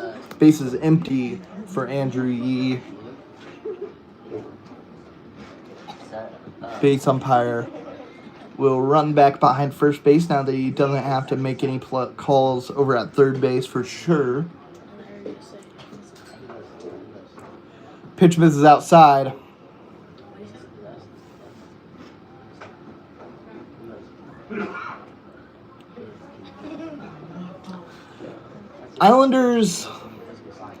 The Islanders have given up 20 in a game. That happened against the Aviators last year. Ground ball to third, throw to first. And that will retire the side. Batcats send across 4 more and lead by 16.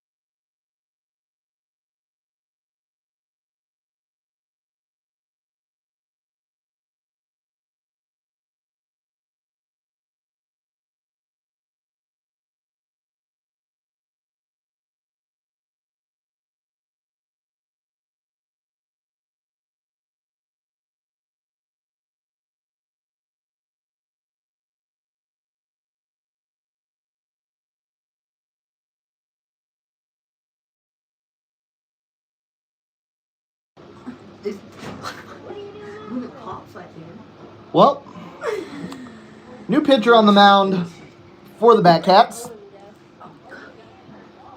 Vince Eisman comes in with an 18-2 lead. Pitch runs inside, doesn't quite hit Jack Schreiner.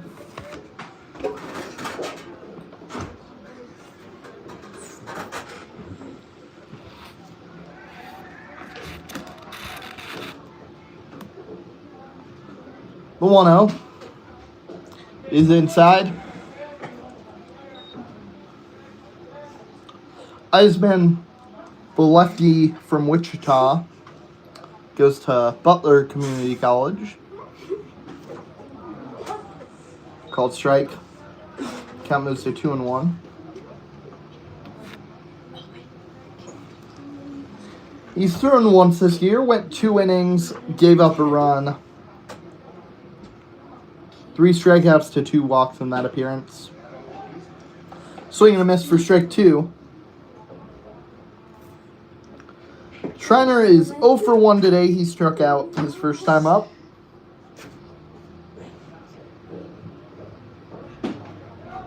Called strike 3 at the knees.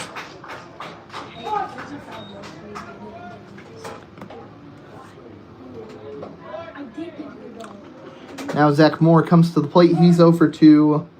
Struck out his last time up.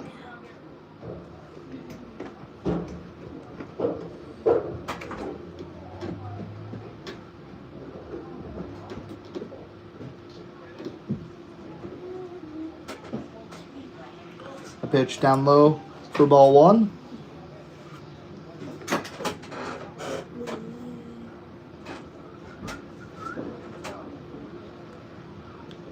The 1-0, swing and a miss. Count is even 1-1.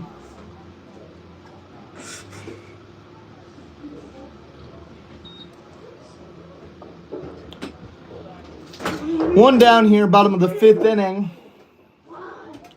Batcats lead 18-2 as that pitch goes foul.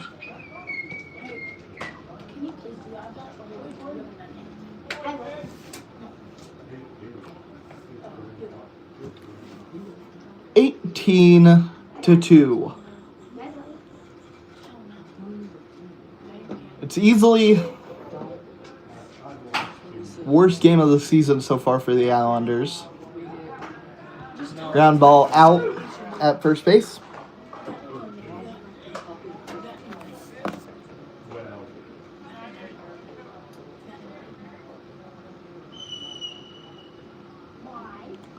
It's Creston Poor at the plate. He was the guy who checked in for Yanez behind the plate a few innings back.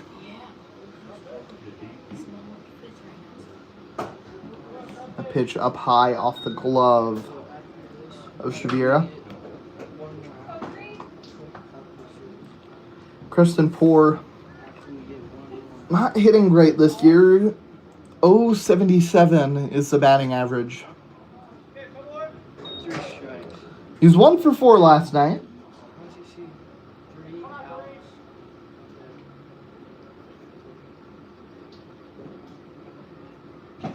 Swing, a foul tip is strike 1. 2 down, bottom of the 5th inning. Creston Poor at the plate.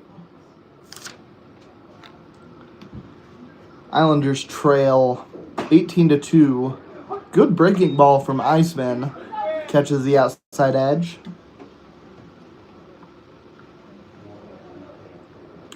A lot of 2s on the scoreboard. 2 balls, 2 strike, 2 out. Bottom of the 5th inning. 2 runs on the board for the Islanders. Fly ball out into left field. It's caught. Side retired.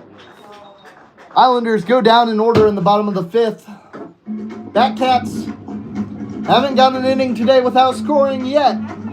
We'll see what happens in the 6th.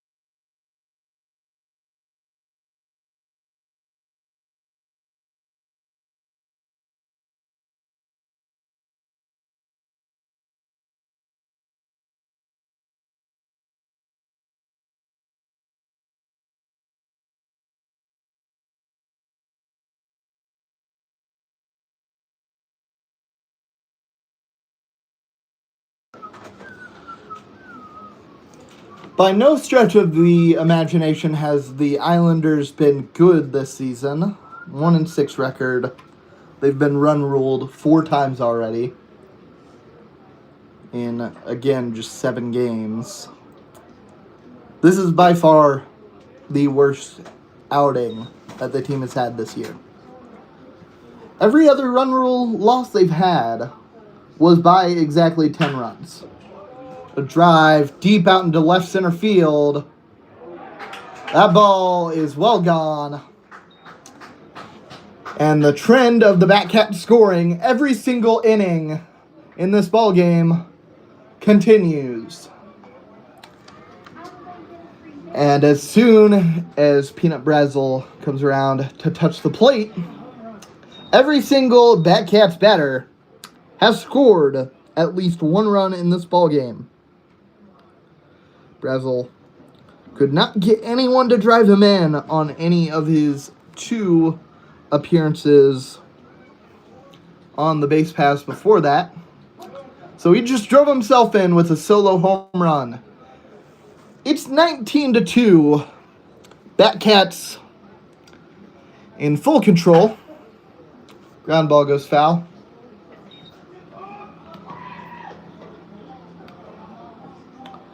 Landon Parks on the mound. He was not in the lineup today. That pitch misses way outside, maybe distracted a bit by the music.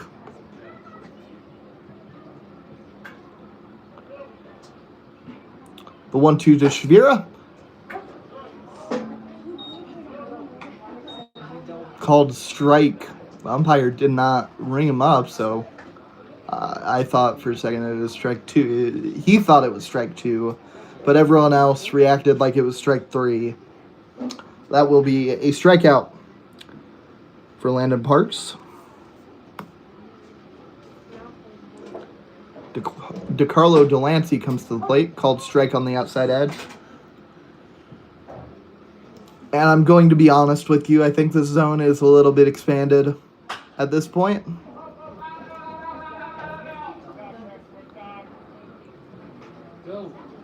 Go. And I can't really say that it's bad. Maybe an outside pitch, maybe an inch off the plate gets called a strike. It just means everyone gets to go home a little bit sooner. That one I do think was in there, though.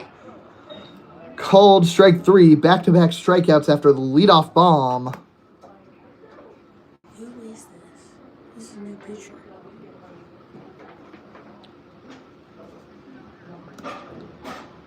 Kirby Orth steps into the batter's box.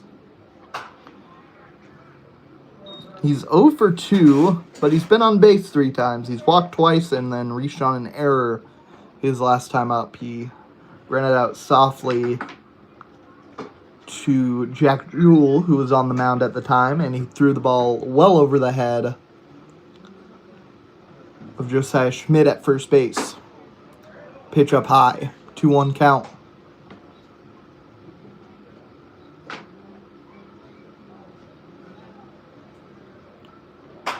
Swing a high fly ball out into shallow left field. Karsten Wall goes back, and he couldn't make the catch. But he does make a spinning throw back into the infield to avoid Orth getting more than the one base he did. Chase Chapman steps in. 1 for 3. He's flown out to left field a couple of times. Also has a double.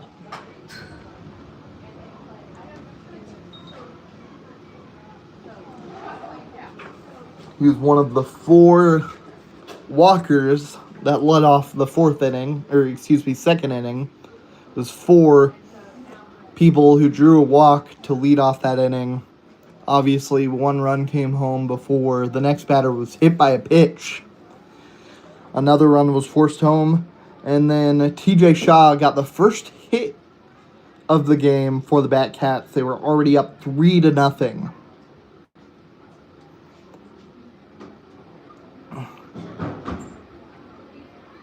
they've added on some more hits. It's 19-2 now. Called strike, 2-1 count.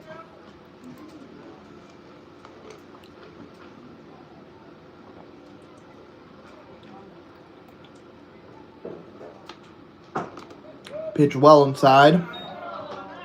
3-1.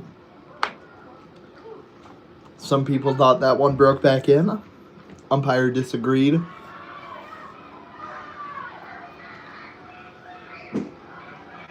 That one down in the dirt. Count runs full.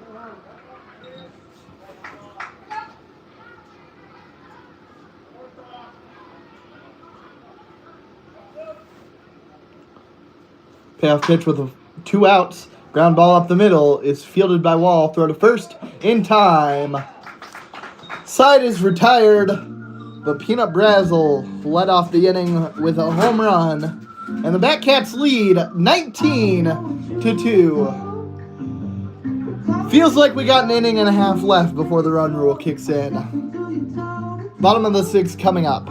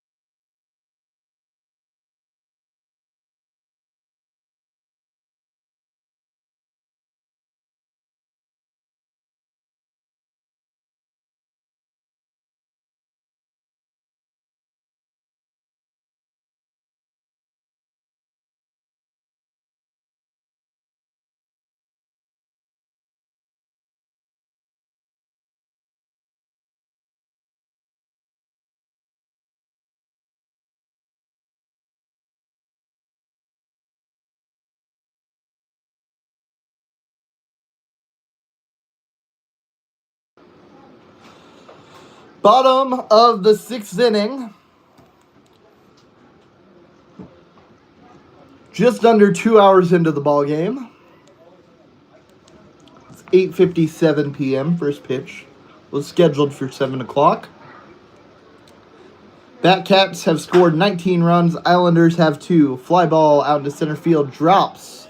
And Landon Parks is on with a base hit.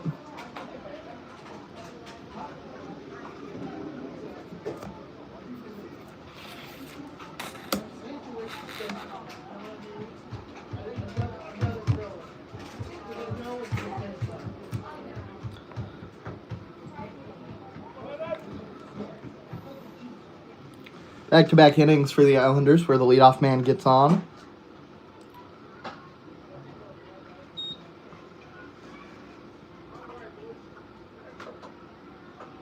Or excuse me, the Islanders went down in order. Last time the leadoff man got on was 2 innings ago where Jack Jewell in Park's spot in the lineup got on base with a hit by pitch. Karsten Wall, who is at the plate now, followed that up with a home run. And that is all the offense, at least scoring-wise, that the Islanders have seen today. It has not been able to match the onslaught that has come from the Batcats.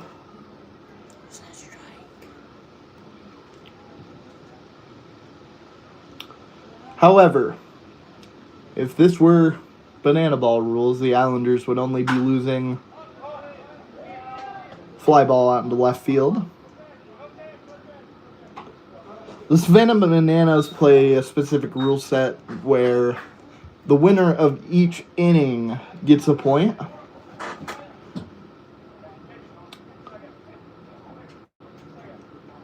The Batcats would currently be up 4-1, but the Islanders did win the 4th inning. However, that is not the rules that the Jayhawk League plays under. This is traditional baseball. And as such, the Batcats lead 19-2. Here in the bottom of the sixth, runner on first, one down. Runner goes, a fly ball out into right field. Landon Parks is going to have to go back to first on that fly out.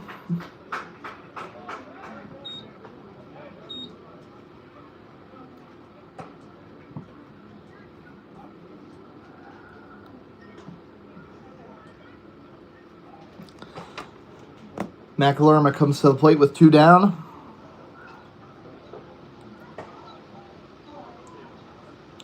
Here's the pitch. It's down low.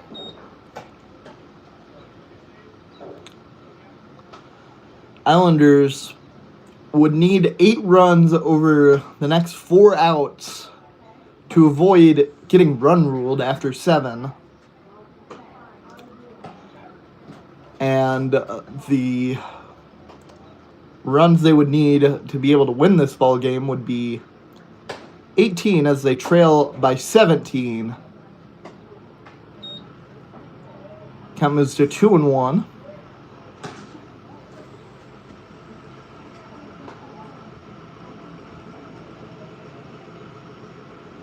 Iceman deals. Liner right back up the middle, gets through for a base hit. 2 runners on with 2 down here in the bottom of the 6th.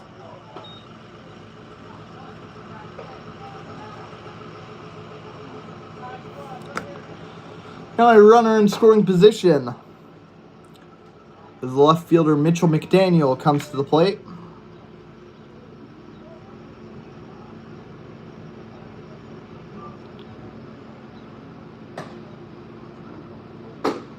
Pitches up high for ball 1.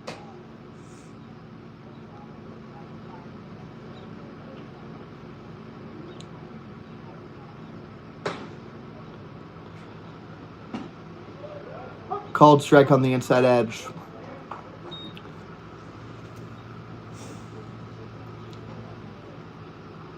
McDaniel 0 for 1 today.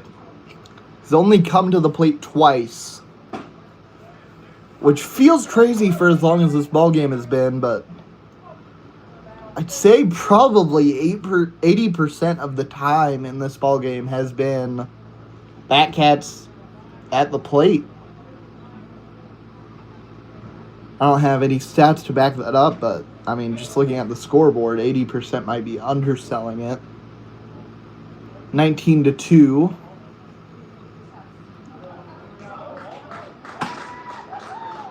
And Mitchell McDaniel thought he foul-tipped that one. And the umpire disagreed.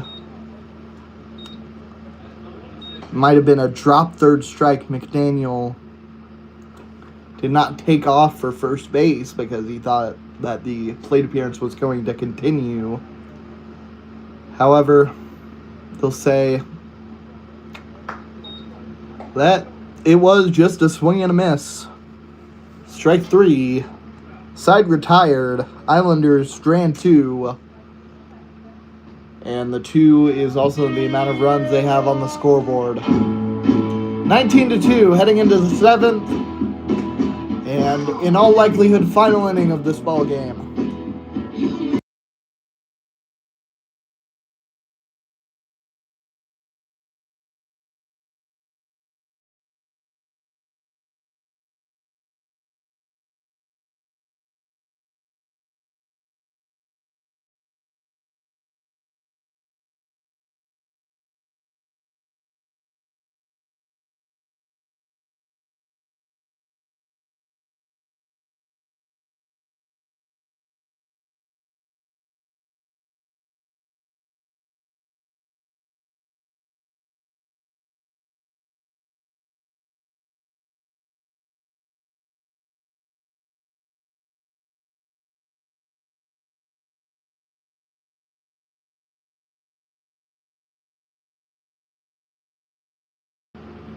Dylan Sarna comes to the plate. We're getting a 2 versus 2 matchup on the mound. Number 2, Landon Parks. And at the plate, it's number 2, Dylan Sarna. Parks so far has given up a home run, given up a single, struck out 2 batters, and also recorded a hit at the plate. But he'll give up another hit here. Dylan Sarna wins that battle of the number 2s. Who is the better number 2? Unclear. We're going to have to see Sarna on the mound facing Parks to get a definitive answer, I believe. TJ Shaw comes to the plate.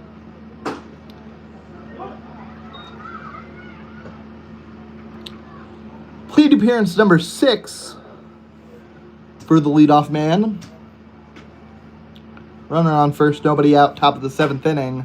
Ground ball over to third, throw goes to first. They're not going to worry about the lead runner at second. Out recorded. So 1 down, top of the 7th inning. Jackson Bunkers comes to the plate. The Batcats have a team bus. They have a trailer behind it that I would imagine is where all the equipment goes. That liner gets down the third base line, and the Batcats are going to score a 20th run, and that ties the record for most runs given up by the Islanders since they've become the Islanders. Back when they were the Sunflower Seeds in 2021, they gave up 21 runs against the Newton Rebels.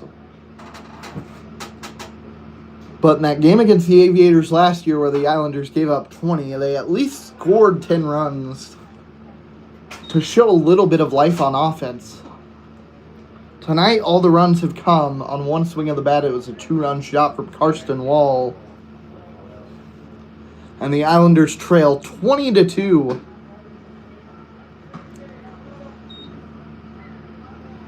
If you multiplied the Islanders' run total by 10, they still would not have the lead. Ground ball goes foul. Count is 1-2.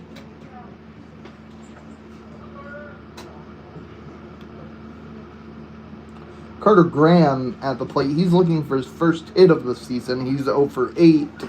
Got hit by a pitch last night. The pitch misses outside. He's also pitched for the Batcats this year. Threw a scoreless inning with 2 strikeouts. Pitch misses outside. Count runs full. Runner on second, 1 down here, top of the 7th inning. Batcats lead 20-2. They've scored at least 1 run in every inning so far. Ground ball over to third base. It's bobbled, but the throw to first is still in time to get the second out. Hasn't this dude hit 2 home runs? Andrew Yee comes to the plate. Excuse me. It's Peanut Brazel.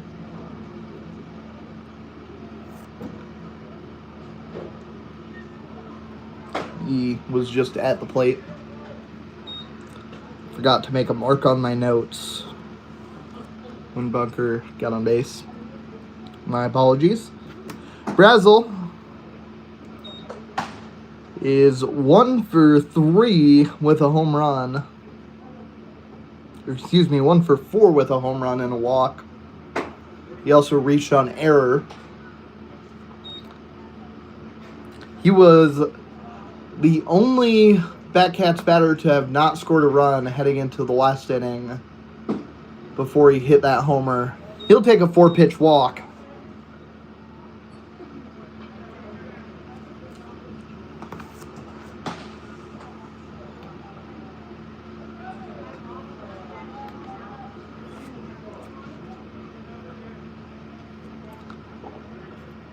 Shavira, the catcher, at the plate.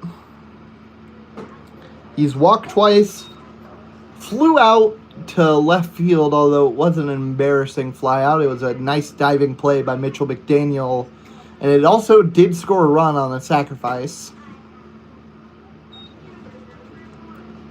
1-1 count.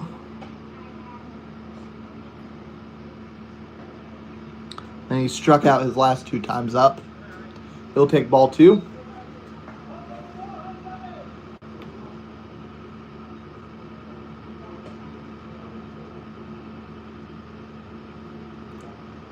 Yeah, this is the worst run differential, I believe, that the Islanders have ever had in a game. There is a very real argument that this is the worst game in Kingman Islanders history for them. 20-2 is the score. Count runs full. Scoreboard all lit up. Full count with 2 outs. Scoreboard has been lit up all night thanks to the Batcats. They've scored 20. Foul ball. We'll do it again. Back when the Islanders were the Sunflower Seeds, they gave up 21 runs to the Rebels. They lost 21-11 in that game. Another foul ball.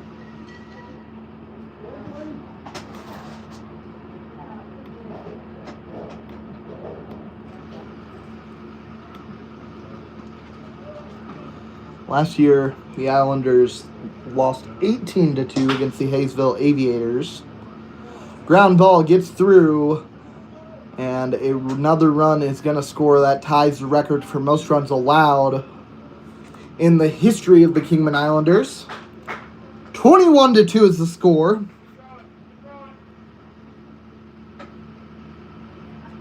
Wait, so they just put a record?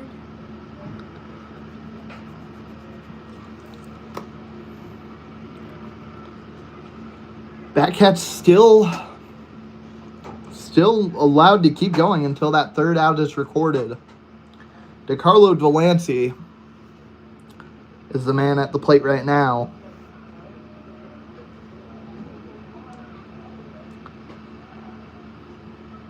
Two for 4 today with a walk. Come around to score twice.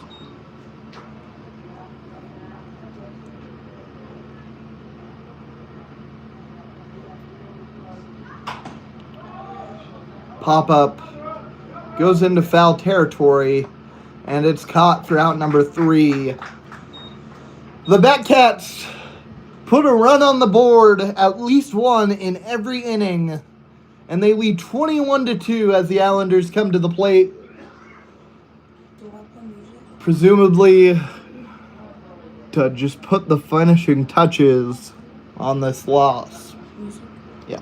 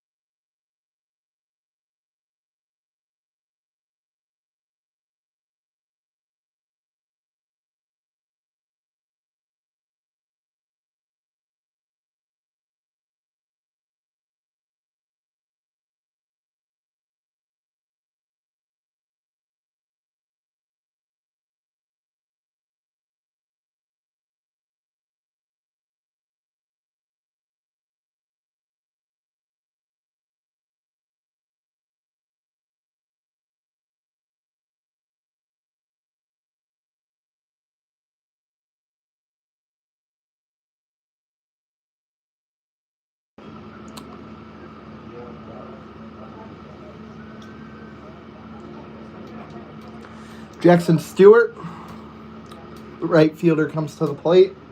He'll face Carter Cushing, freshman out of Topeka. He's going to Barton.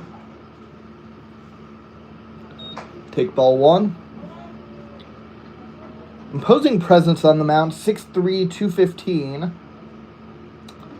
His only inning this year was a 2-strikeout, 1-2-3 inning.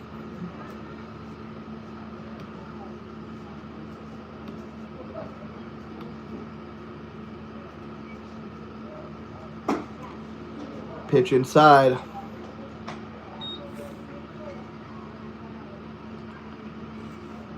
(21-2) the score. Batcats lead in the bottom of the 7th inning. Run rule would take effect if the Islanders do not add 10 runs to their total here in the bottom of the 7th. But the game's not over until there are 3 outs.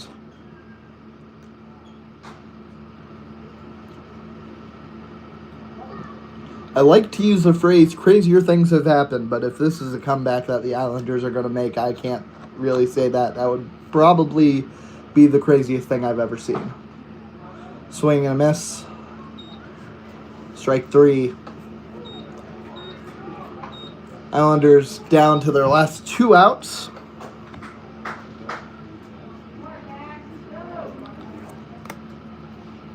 Jack Schreiner 0 for 2. He struck out both times.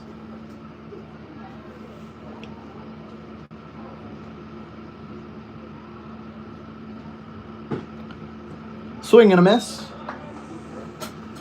You know, I haven't seen any team. I might just be inobservant, but I haven't seen any team in the Jayhawk League with a bus that's like decaled with the team logo, the team word mark, a foul ball. Bounces hard off the backstop. Count moves to 0-2.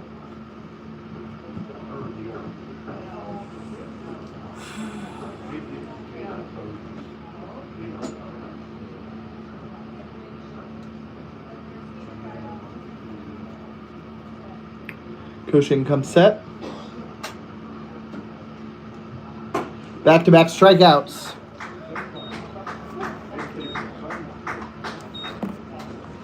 Last one. And now it'll be Zach Moore, and the Islanders are down to their last out.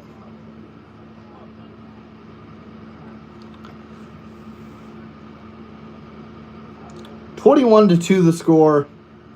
Bottom of the 7th inning. Nobody on, 2 down.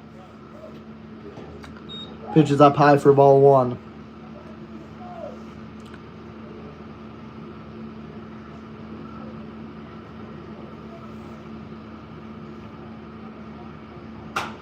Foul ball. Moore swung hard at that one at this point. Just try and send one out of here. Why not?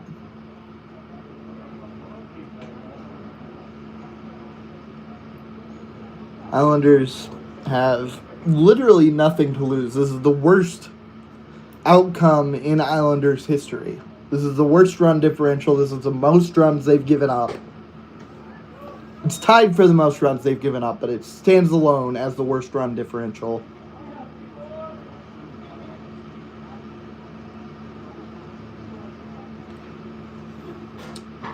And this comes off of their only win of the season against this Great Benton team. They jumped on the Batcats early yesterday, but they didn't even get on them at all today. A 2-run shot by Karsten Wall is all the runs that the Islanders have seen, and they were already down big by that point. Swing and a miss, strike 3. Cushing strikes out the side, and that'll do it for tonight's ball game. Final score after 7 innings. Great Bend 21, Kingman 2. And without exaggeration, the worst outcome in Islanders history, the worst result in Islanders history. A team that admittedly does not have a lot of great history, losing record in each of their first 5 seasons, starting season number 6 with a 1-7 record. Meanwhile, the Batcats are playing in their 10th season.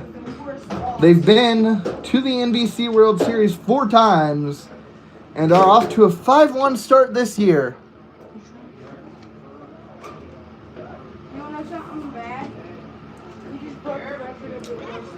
That'll do it from the island of Riverside Park, George Arnsdorf Memorial Field. Final score 21-2. The Batcats get their revenge for the loss last night at home. I've been Ashton Timish. So long and good night from the island.